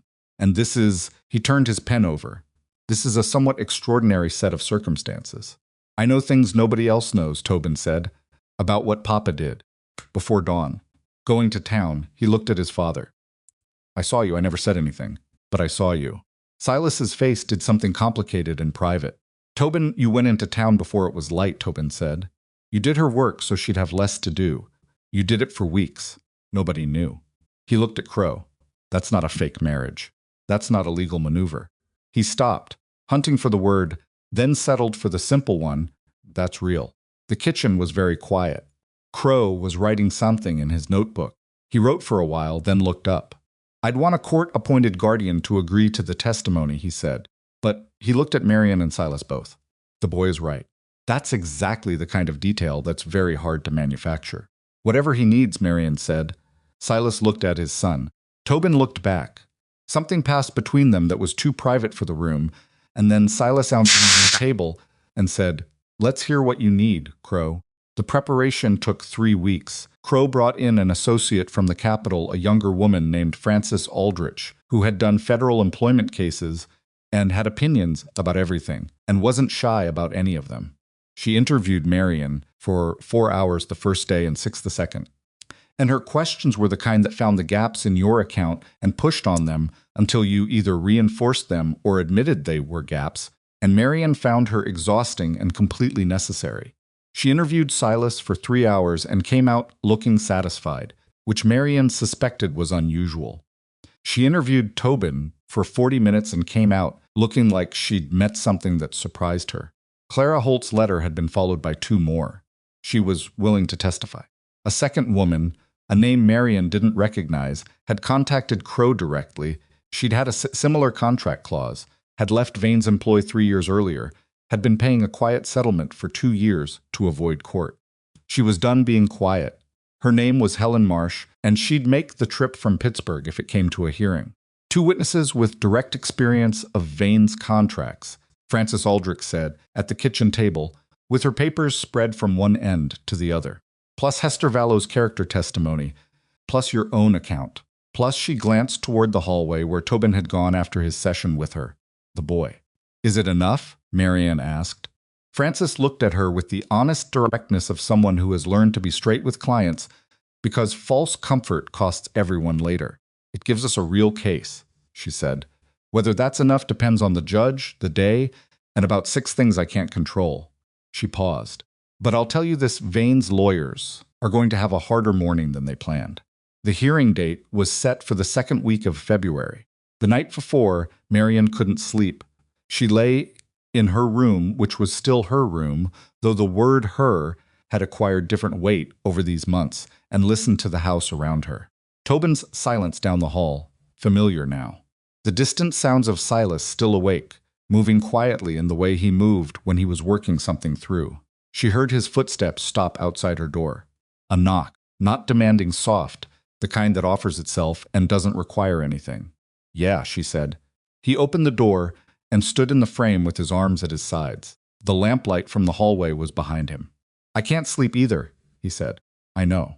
He leaned against the door frame. I've been thinking, he said, about what I'd do if they... He stopped. If the judgment goes wrong. What would you do? Fight it, he said. Every appeal, every angle Crow can find, a pause. And I'd make clear to you and Tobin that the judgment doesn't change what this is. She looked at him in the dim light. What is it? She asked. Not testing, just wanting to hear him say it. He was quiet for a moment. It's mine, he said. You and him. You're mine and I'm yours. And a judge in the territorial capital doesn't get to rewrite that regardless of what he decides. He paused. I should have said that out loud a long time ago. I'm saying it now. She thought about the water barrel before dawn, the stacked wood, the bucket in the town hall, the man on the wagon seat who'd said I'm asking because I want to, with the quiet terror of someone stepping off solid ground into something bigger. Come in, she said. Sit down, I'm not going to sleep anyway. He came in and sat in the chair by the window, the one she used for reading, and she sat on the edge of the bed, and they talked. Not about the case, mostly about Tobin, about the garden plan for spring, about a section of the fence that needed work, about small and solid things that were already real and would remain so regardless of what tomorrow held. At some point she must have drifted, because she came back to awareness to find the lamp turned low and the chair empty and a blanket settled over her that she hadn't put there. She lay still for a moment in the quiet. Then she got up and dressed for the coldest day of the year. The hearing was held in a building in Red Willow that served as the territorial circuit court when circuit court was needed, which was rarely enough that the room still smelled of disuse. Judge Emmett Pryor, a man in his 60s, with a face that had been weathered to a state beyond readable, came in from the Capitol with 2 clerks and the unhurried manner of a man who had seen most varieties of human dispute and found few of them surprising. Vane's lawyers were good. Marian had known they would be. Vane didn't operate on anything less than the best he could buy. The senior attorney was a man named Calder, who presented the contract clause with the elegant simplicity of someone who knew his ground and didn't feel the need to overstate it. He entered the contract into evidence. He entered the dates of Marian's departure. He made the argument quietly and professionally and without personal animosity, which was in some ways worse than anger would have been. Then he made the marriage argument. He was measured about it. He didn't call it a sham outright, which he was too careful a lawyer to do. He said haste. He said circumstance. He said the timeline speaks for itself. He implied with the precision of someone who knows how to let a jury or a judge do the work. And Marian sat at the table beside Frances Aldrich and kept her hands flat on the wood and her face as still as she could make it. Frances cross-examined Calder's witnesses with the efficiency of someone who knows exactly where the weaknesses are and goes straight to them. She put Clara Holt on the stand, and Clara spoke quietly and clearly about the clause in her own contract and what had happened when she'd tried to leave Vane's employment. And she did not cry, and she did not overstate, and she was deeply convincing. Helen Marsh from Pittsburgh was angrier, which Frances let her be calibrated anger has its own credibility and Helen's was the anger of someone who had been carrying something for 3 years and was relieved to set it down in a courtroom. Hester Vallow testified last among the character witnesses. She sat in the witness seat with her back straight and her hands folded and answered Frances's questions in the measured, precise way she did everything. She described what she'd observed at Raven Creek. She described the work obligation and what she'd seen during it, and asked when Calder she'd initially had concerns about the nature of Marian's presence in Silas Rourke's household. She said yes, she had, and she explained what she'd thought then, and she explained why she'd changed her view, and she said the word integrity twice, once about Marian's work and once about Marian's character, without being prompted. Calder tried to establish that Hester's changed view was the result of social pressure rather than genuine reassessment. Hester looked at him with the expression of a woman who has not once in her adult life changed her mind because of social pressure and said, "You clearly don't know this community." There was a small sound in the room that wasn't quite a laugh. Then it was Tobin's turn. Frances had worked with him carefully, had gone over the process, had explained what a question was and what an answer should be and what he should do if he didn't understand something. He'd listened with his characteristic complete attention and then said, "I'll just tell the truth. That should be enough." And Frances had looked at him and said quietly, "Yes, that's exactly enough." He sat in the witness seat, and he was, by then, 9 years old. His birthday had come 2 weeks before, which they'd marked with a cake that Marian had managed without burning, and he looked smaller in the formal chair than he did anywhere else. But his eyes were steady. Frances asked him to tell the court about the letters. He did. He didn't minimize or dramatize. He said he'd been lonely. He said his father had gotten quiet after his mother died, and the house had gotten quiet, and he'd understood, even at 7 years old, that quiet wasn't what they needed, but he didn't know how to fix it. And then he'd found the advertisement, and he'd thought about it for 3 weeks before he wrote the first letter. He said he knew it was wrong while he was doing it. He said he did it anyway. He said when Marian arrived, and his father said he hadn't written the letters, and she looked like something's inside her had dissolved, he said it was the worst moment of his life, and the part of it that was the worst was knowing he'd done it to her. And then she crouched down in front of me, he said, and asked me how long it took to save up for the ticket. And I thought she was going to ask, so she could tell me exactly how wrong I was. But she didn't. She just stopped. She just looked at me like I was a real person who had done a real thing for a real reason, even though the thing was wrong. He paused. Nobody looks at you that way without meaning it. You can't fake that. Judge Pryor had not moved or changed expression for most of the hearing. He didn't change expression now. And your father, Frances said, before the marriage. Can you tell the court what you observed? Tobin told them about the mornings before dawn. He described the sounds of boots on the floor, the wagon leaving in the dark, the drive into town in the cold before first light. He described coming back to his father in the kitchen one morning, and his father's coat, smelling of the cold and his hands red from hauling water, and not saying anything, because he understood it was private, understood, even at 8, that some things people need to do quietly, because doing them out loud would change what they were. That's not a legal maneuver, Tobin said.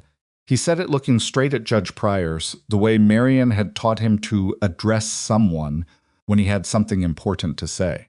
A legal maneuver is something you do for other people to see. What Papa did, he did when nobody was looking. That's different. That's real. The room was very quiet when he finished. Calder's cross-examination of Tobin lasted 8 minutes, because Calder was smart enough to know when a witness was not going to give him anything useful and long enough in practice to stop before he made it worse. Judge Pryor called a recess. He came back in 40 minutes, which was shorter than Crow had expected and longer than Frances had hoped for, and that was no information at all. Marian sat at the table and held her hands flat and steady on the wood, and did not look at Silas, who was in the gallery behind her, because looking at him would cost her the composure she needed for the next few minutes, regardless of what those minutes contained. She looked at Judge Pryor's face when he came in, and found, as she'd expected, nothing readable.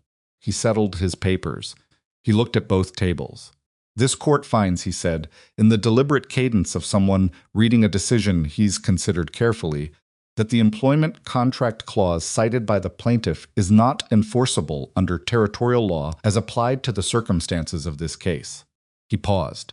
The clause, as written, constitutes a form of employment indenture that exceeds the bounds of legitimate contract terms. The departure of the defendant, while not within the notice period specified, was conducted under circumstances that reasonably precluded that notice. The claim is dismissed. A breath moved through the room. Additionally, Pryor continued, "This court finds the challenge to the validity of the marriage to be without merit. The evidence presented establishes a relationship of genuine character predating the legal formalization. The marriage stands." He set down his papers and looked up. Court is adjourned. Marian sat still for a moment. Then Frances Aldrich's hand covered hers on the table and squeezed once, and she heard movement behind her Silas, rising from the gallery bench. And then she stood and turned, and he was there, and she put her face against his shoulder and felt his arms come around her, and close. And she stood there in the middle of the circuit court in Red Willow, Wyoming territory, and breathed. Tobin hit them both at approximately knee height from the side, which made Silas stumble half a step and made Marian laugh, which was the first time she'd laughed in 3 weeks, and it came out too big for the room. Somewhere behind them, Ruth Alderman started clapping. One person, then two, then the sound of the room becoming something other than a courtroom. Marian lifted her head and looked at Silas's face from very close, and he looked back at her, and his eyes were bright in the particular way she'd learned to recognize as close as he'd get to undone.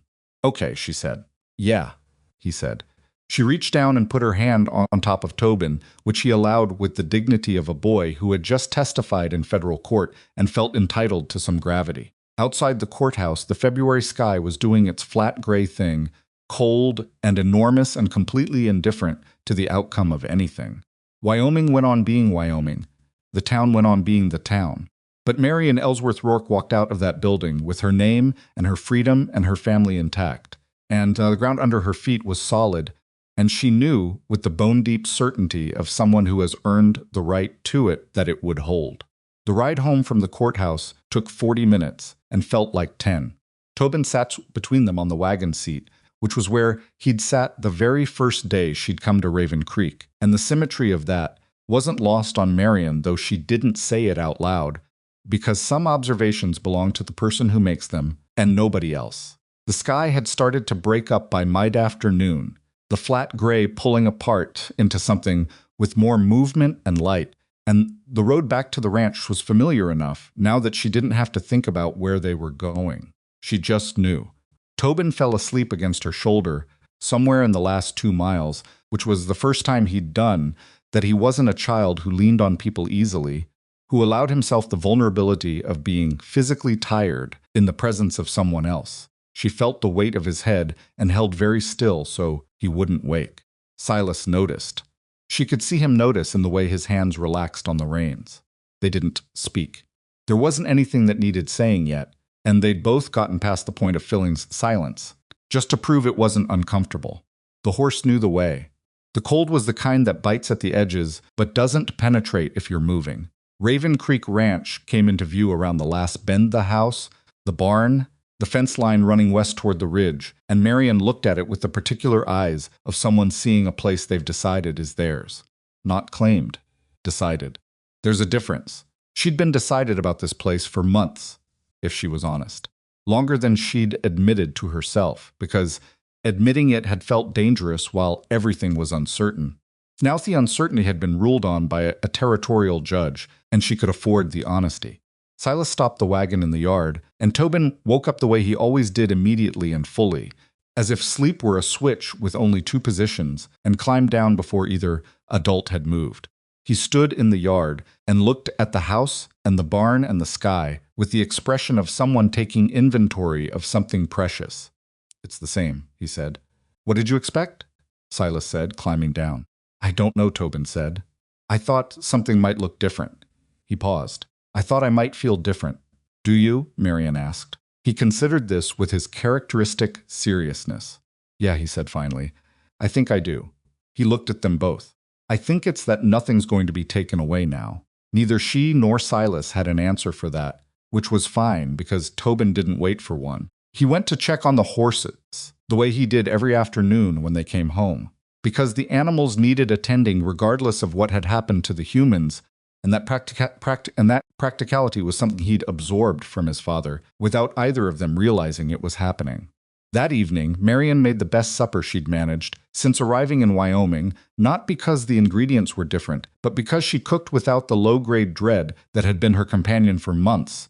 That constant background awareness of something approaching, something she'd have to brace for. Without it, the food tasted better, or she tasted it better, which may have been the same thing. Silas of its windows were dark. Say 2 healthy of everything, and said so, which was not something he usually commented on. And Tobin announced that she should make this exact meal on every significant occasion for the rest of their lives, which made Silas say that was a lot of pressure to put on a pot of beans, which made Tobin say the cornbread was the important part anyway, which made Marian finally understand that the boy could, in the right circumstances, be genuinely funny. She laughed. Real laughter without managing it. Silas watched her across the table with an expression she'd come to know the one he wore when something mattered too much to acknowledge directly. She met his eyes and held them for a moment. He looked back at his plate, but he was almost smiling. The world didn't announce its turning. It rarely does. The days after the hearing folded into weeks, and then into spring without ceremony, and life at Raven Creek resumed, or rather, it continued, because it had never really stopped, despite everything that had tried to stop it. There was always work. There was always weather. There was always something about the fence, or the roof, or the animals, or the garden that needed attention before anything else, and Marian had come to find that relentlessness reassuring rather than exhausting. The ranch had its own logic, its own rhythm, and once she'd learned to move with it instead of against it, she felt something in herself settle that she hadn't known was unsettled. The garden came back in April. Better than she'd hoped, the soil she and Tobin had turned and composted through the fall had done its work over the winter, and the first shoots came up strong. She'd planted beans along the south fence, squash in the 2 center beds, and along the back border she'd planted seeds she'd ordered from a catalog. In the late fall, little labeled packets that had sat in a tin on the kitchen shelf all winter. When the first yellow flowers came up in May, small, bright, opening toward the light, with the pleased efficiency of something that knows exactly what it's for, Tobin stood at the garden fence and looked at them for a long time. "Black-eyed Susans," he said. "I thought they might be what your mother had," Marian said. She'd been careful about this, not avoiding it, but not forcing it either, trying to find the register of someone who respects a space they've entered without having been there from the beginning. "Yeah," he said. He was quiet for a moment. "She used to cut them and put them in the kitchen window." He looked at the flowers with an expression that was both sad and something else not happy exactly, but not only sad. She'd like that they're back. Marian didn't say anything. She put her hand briefly on his shoulder, just for a moment, just the weight of it, and then she picked up her tools and went back to work. He picked up his fork and worked alongside her. That was that no one tells you about grief. Not the grief of losing someone, but the grief of coming after someone, of arriving into a space shaped by a person you'll never know. She'd been afraid in the early months that she was erasing something, that Tobin's mother existed in some fragile residue in the house and the ranch and Silas's silences, and that Marian's presence was wearing it away. She understood now that it didn't work like that.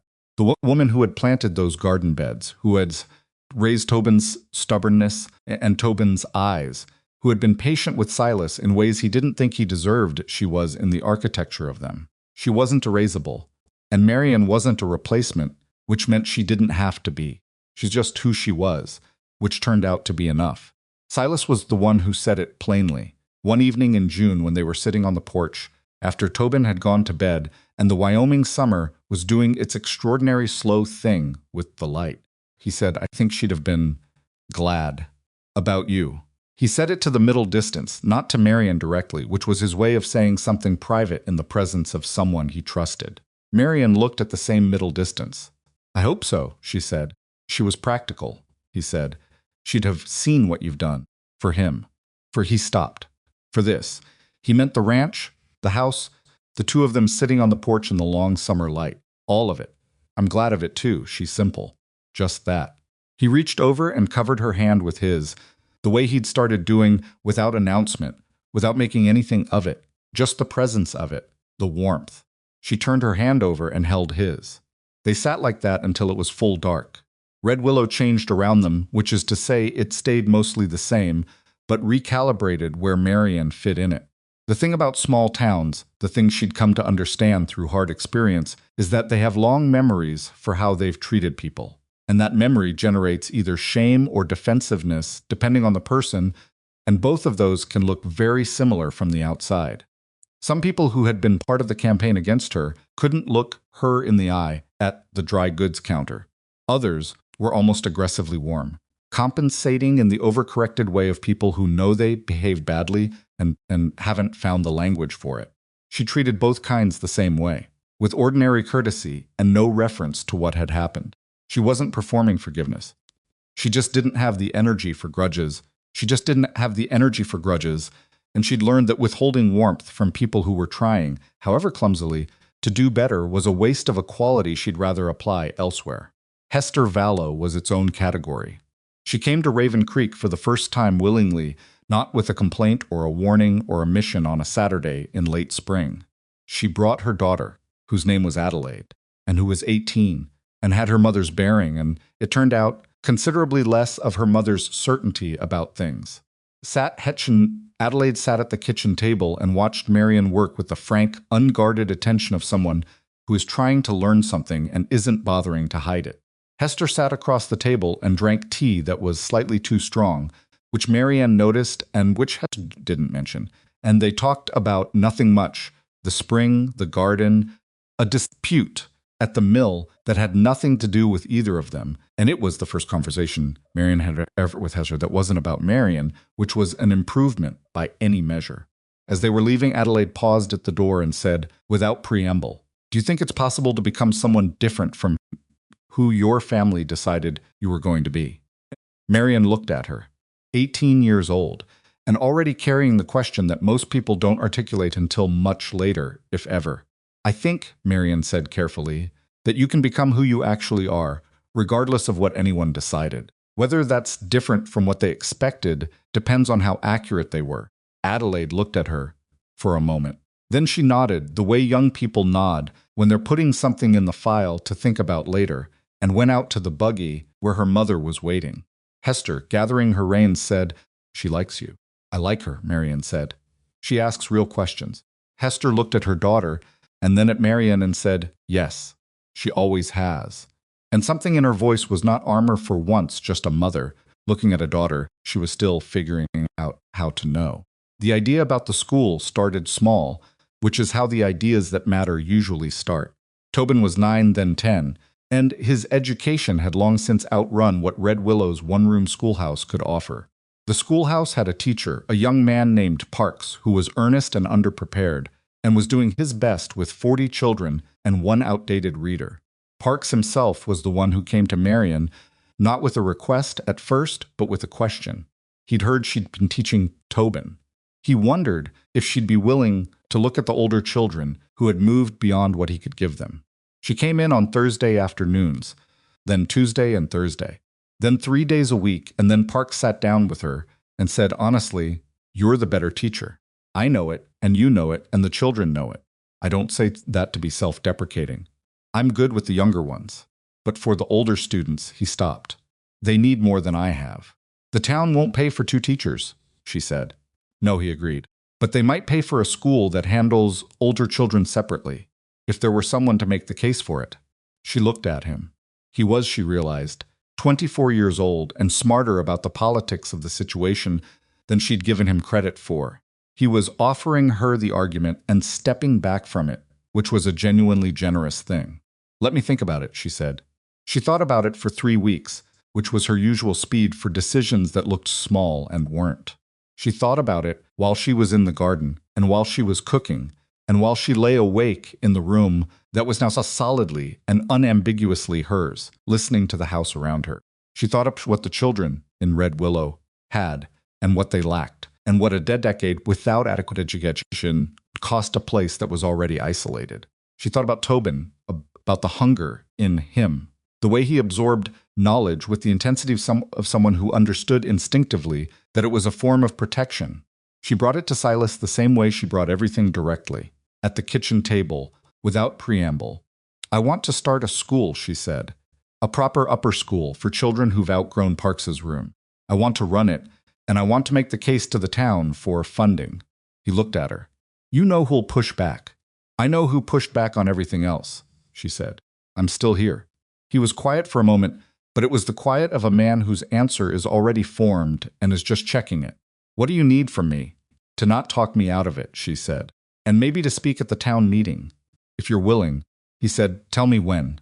The campaign for the school was less dramatic than the campaign against Marian's right to exist in Red Willow, which was appropriate, given that one of those was about a person's freedom and one was about a classroom. But it required the same thing all campaigns require: showing up repeatedly and making the case until the resistance runs out of reasons that sound good out loud. Orson Vallow objected, of course, on the grounds of cost and necessity, both of which were manageable objections that Marian addressed with numbers she'd spent 2 weeks compiling. She presented at the town meeting with the same flat steadiness she'd brought to Orson's mercantile the day she agreed to her labor terms, not performing confidence, just occupying it, which is different and more persuasive. Silas spoke. He stood in that meeting room and said, in the blunt, unornamented way he said everything, that this town had spent the better part of a year trying to drive out the most qualified teacher it had ever had access to, and that supporting the school was the minimum they owed the children who'd watch that happen. It was not a diplomatic speech. It was effective precisely because it wasn't. Ruth Alderman spoke. Hester Vallow, to the visible surprise of her husband, spoke in favor. Adelaide, sitting in the back row at 18, raised her hand and said she wished such a school had existed when she was 12, and the weight of that, a young woman speaking about her own missed education, in the room full of people who could have provided it, sat on the meeting in a way that rhetoric couldn't have managed. The school was approved, narrowly, and with a funding figure that was less than it should have been, but approved. Marian went home that night and sat at the kitchen table, after Tobin was in bed, and let herself feel the size of it, not triumphantly, because she'd learned that triumph that happens at someone else's expense has a short shelf life and doesn't nourish anything. Just the simple, solid feeling of something real being built. Silas sat across from her. He looked at her with the specific expression she'd cataloged by now, the one where he was saying something through his eyes that he couldn't quite build into words, the one that had taken her months to learn to read and that she now found she could interpret as precisely as spoken language. "You know what this town's going to call you," he said, "in 20 years. "I don't much care what they call me," she said. "Something good," he said. "Whatever they call someone who built the thing that made their kids better." He paused. "They don't have a word for it yet. They'll find one." She looked at him. "When did you get sentimental?" "I'm not sentimental," he said, with the absolute conviction of a man who is completely sentimental and has decided not to acknowledge it. She let it go. She was getting good at letting Silas be who he was without requiring him to be more articulate about it. That night she wrote a letter to Francis Aldrich, the attorney from the capital, to thank her properly. She'd meant to do it before and hadn't found the right words. She wrote to Clara Holt and to Helen Marsh, both of whom had given something real at that hearing and deserved to know what had come from it. She wrote to her cousin in Ohio, who had twice since the hearing and hadn't gotten a reply because Marian had been too busy living her life to narrate it. She wrote, "Things are good here, better than I expected them to be, which I recognize as a low bar given what I expected when I arrived. But I mean it genuinely. We are all right. I think we are more than all right." She sent that letter and meant every word. The years did what years do. They accumulated. They changed things in the ways that change happens not all at once, not with announcement.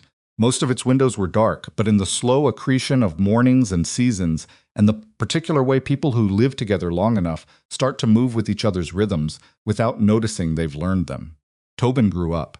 It was not a graceful process, and he would have been insulted by any suggestion that it was.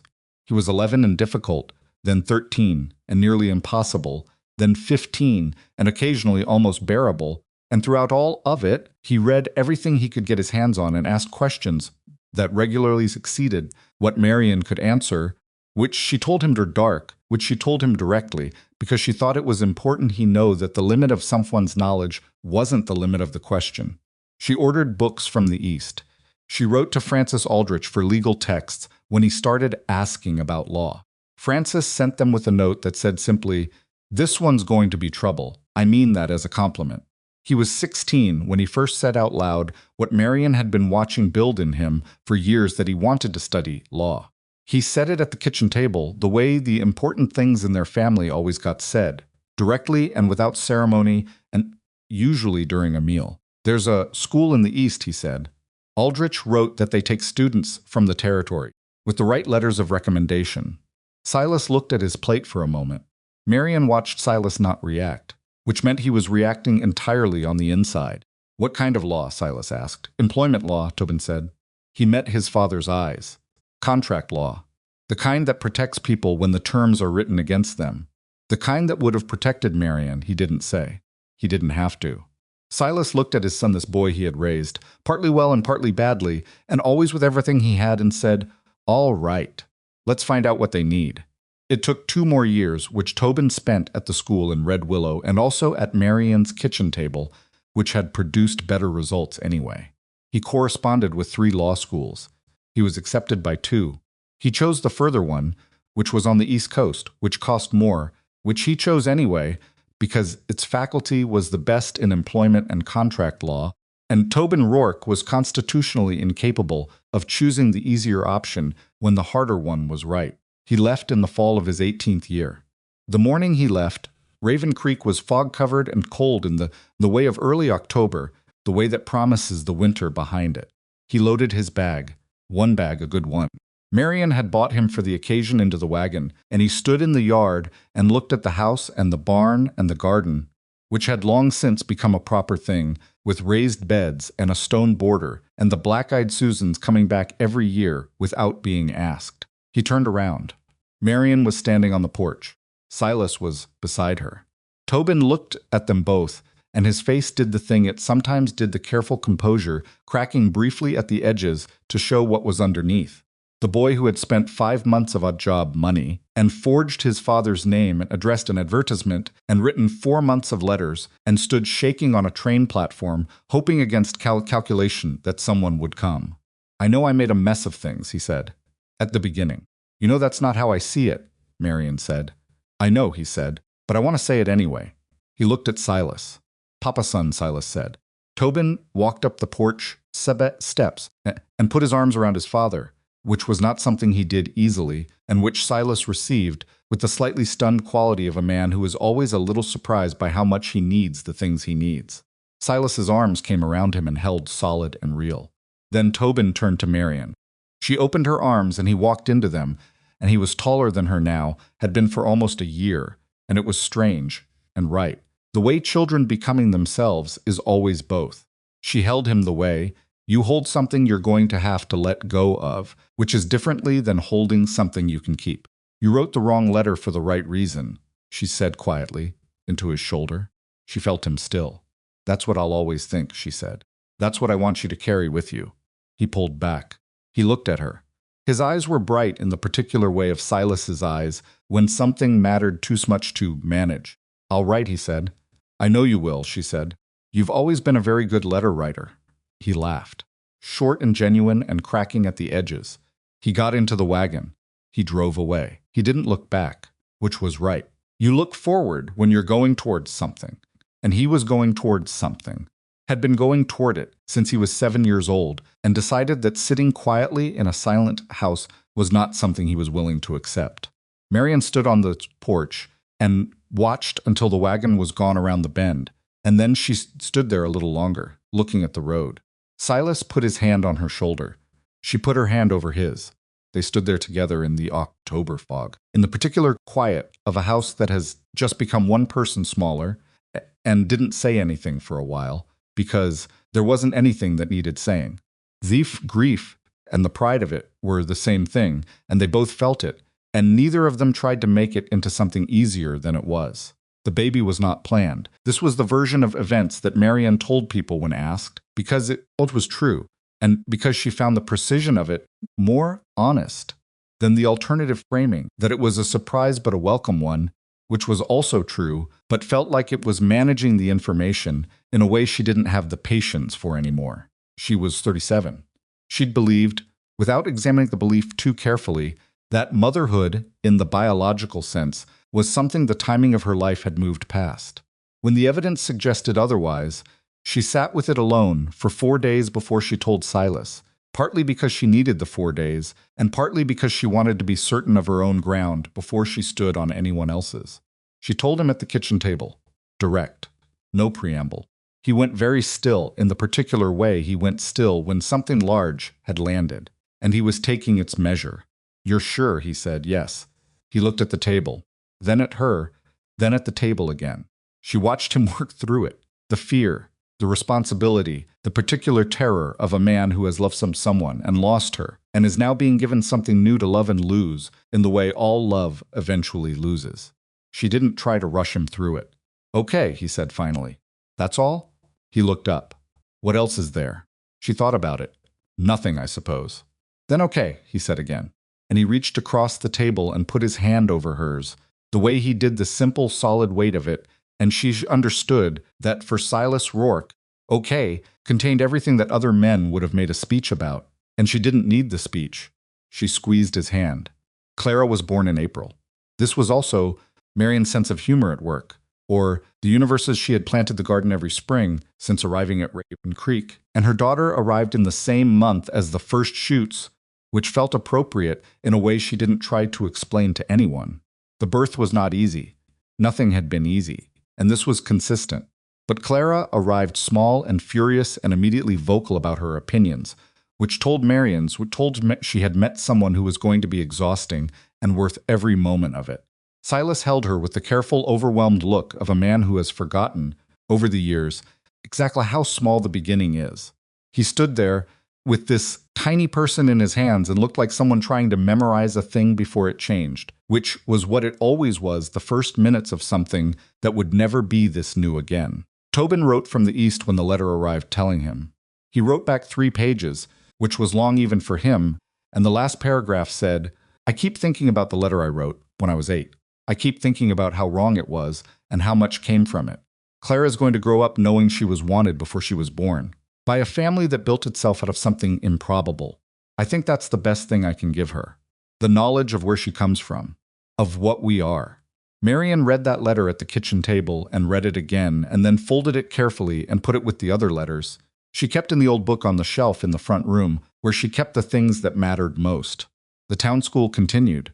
Parks moved on after 3 years, to a bigger town with more resources and a better salary, and Marian hired his replacement herself, a young woman from the East named Dana Forsyth, who had more opinions than time to express them, and who turned out to be exactly the right person for the younger children. Marian ran the upper school. She ran it for 11 years, until the territory became a state, and the state government decided it needed standardized school structures, and sent someone to inspect what Red Willow had built, and came back with a report that described the Rourke Upper School as among the finest educational institutions in the new state, and recommended its model be studied. She did not read that report without feeling something complicated satisfaction. Yes, but also the memory of Orson Vallow's face when she'd walked into his mercantile with Silas at her back and agreed to scrub his floors. She thought about that memory for a while and then decided the most useful thing she could do with it was nothing, which was what she did. Orson Vallow died of a heart condition in the winter of 1891. Hester out windows were dark. Hester outlived him by many years, which anyone who knew Hester Vallow would have predicted. And in her later years, he became one of the school's most reliable supporters and largest local donor, which Marian accepted with the same ordinary courtesy she applied to everything that had once tried to break her and didn't. The ranch grew. Not dramatically, Silas was not a man interested in dramatic expansion, and Marian had come to share his preference for depth over breadth. They hired two permanent hands, expanded the cattle operation carefully, and paid fair wages that were slightly above what neighboring ranches paid, which meant their labor turnovers were low and their reputation was good, and they could sleep at night without worrying about either. Clara grew. She was nothing like Tobin, and nothing like Marian, and nothing like Silas, and somehow entirely herself, which is the best thing a child can be. She had her father's stubbornness in a different key, quieter, more strategic, applied to entirely different ends. She was 15 when she decided she wanted to study medicine, which was a decision that in 1898 required a particular kind of determination that she had apparently been born with. Marian told her, find out what it requires, and then find out what each requirement requires and start at the bottom and don't stop. Clara said, that's what you always say, Marian said, because it's what always works. The day Marian found the letter, she had been looking for something else.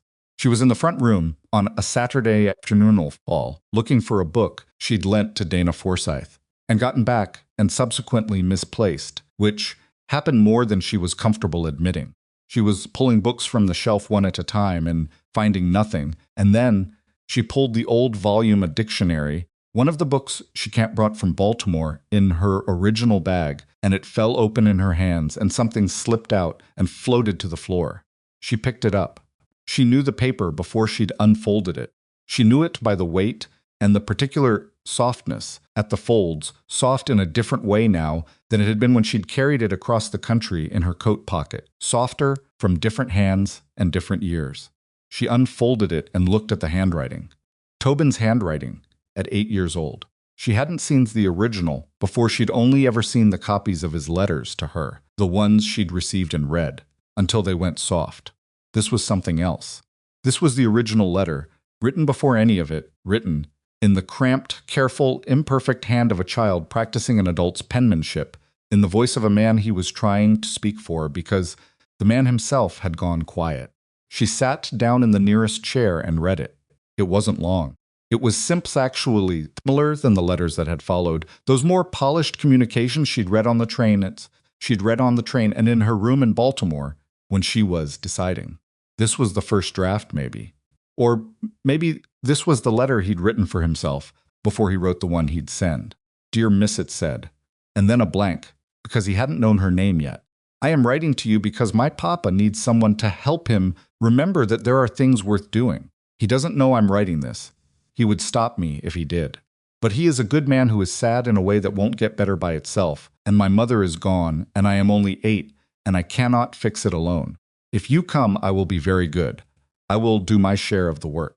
I will not ask for too much. I just think that if a person knew we needed them, they might come. And if they came, maybe that would be enough to start. She sat with that letter in her hands for a long time. She was sitting there when Silas came in from checking the fence line on the south pasture, still in his coat, smelling of cold air and horses. He stopped when he saw her face. What is it? He said. She held out the letter. He crossed the room and took it. He read it standing, which told her it hit him, before he'd had time to sit down. She watched him read it once, and then again. She watched something move through his face. The complicated, private thing that only happened when he was genuinely caught off guard by something, when the careful management of his own emotions failed him entirely. He sat down on the footstool in front of her chair, which was not a chair designed for someone his size, but he sat on it anyway. He read the letter a third time. He never showed me this, Silas said. I don't think he meant to write it for showing, Marian said. Silas looked at the paper. His voice, when it came, was the quiet kind that means the feeling is very large and is being managed with precision. He was 8 years old, he said. He was 8 years old, and he knew he could see you, Marian said, gently. Children see the things adults work hardest to hide. Silas looked at the letter. He looked at the handwriting, that careful, imperfect 8-year-old hand. The letters slightly too large. The pen pressed slightly too hard, the way children press when they're trying to get something exactly right. I was so angry at him, Silas said that day. When he told me, I looked at him standing there on that platform and I felt he stopped. I was ashamed, and I made it his problem. You didn't make it his problem, Marian said. You were shocked. You reacted. And then later you did what was needed. Both of us, you didn't have to. No, she said. I chose to. That's different. She reached over and put her hand on his. Silas, we're here. We've been here a long time. That boy is a lawyer in the East who writes to us every 2 weeks and is coming home for Christmas. And our daughter is downstairs reading a medical text she's not supposed to have yet. And you and I are sitting in this room that we made into something real. She looked at him. That's not an accident. That's what happened after the beginning. The beginning was just where it started. He looked at her for a long moment. Then he looked at the letter again. Write the wrong letter for the right reason, he said. He was repeating what she'd said to Tobin the morning he left. She hadn't known he'd heard that. Yes, she said. He knew, Silas said. Even then. Somehow he knew we needed to be found more than we needed to be comfortable. He knew you, she said, and he made a guess about me that turned out to be right. She paused. He was a very good judge of people for someone who had only been alive for 8 years. Silas made a sound that was almost a laugh. Almost. He folded the letter with the same care she'd used, and held it for a moment, and then he handed it back. She put it on the table between them. They sat there, in the front room in the fall afternoon light, the two of them, with the letter on the table and the sounds of the house around them, Clara's footsteps somewhere below, the distant sounds of the hands finishing up outside, the particular quiet of Raven Creek, settling into evening. She thought about the woman who had stepped off a train with everything she owned in one bag, who had expected a husband, and found instead a lonely boy and a grieving man and a town that had already made up its mind about her. She thought about the fear she'd managed so carefully, the fear of being unmovable, of being insufficient, of arriving at the end of her useful years without having built anything that would last. She looked at Silas, at the face she knew now, the way you know a place you've lived, long enough to stop noticing its particulars and simply inhabit its whole, the gray at his temples that had gone fully silver, the lines around his eyes that had deepened into something she found more beautiful than his younger face, the way he held himself when he was at rest in a room he trusted. She looked at the letter on the table between them. She thought, a child's impossible hope, written in imperfect handwriting on stolen paper, sent to the world on the theory that if a person knew they were needed, they might come. And they had. All three of them, in different ways and from different distances, had come home to each other. Not smoothly, not without cost, not in any of the ways any of them had planned or expected or would have chosen if they'd been given a cleaner set of options. But they had come. She picked up the letter. She put it back in the book. She put the book back on the shelf. Outside, Wyoming was doing its evening thing, with the sky enormous and unhurried and spectacular in the way of places that have never needed human approval to be what they are. The ranch sat under it the way it always did, solid, imperfect, alive, and entirely, unambiguously theirs. Marian went to make supper. Silas came to help, which he'd started doing years ago without announcement and had never stopped. They worked in the kitchen together, side by side, in the easy way of people who have long since stopped negotiating the space between them. And if the little boy who had once stood shaking on a train platform with his impossible hope and his forged letters could have seen them, the two of them, in the warm kitchen of the home he'd tried to make whole before he was old enough to know it was broken, he would have understood, finally and completely, that he hadn't been wrong. He had been exactly, entirely, improbably right, and that was enough. That had always been enough.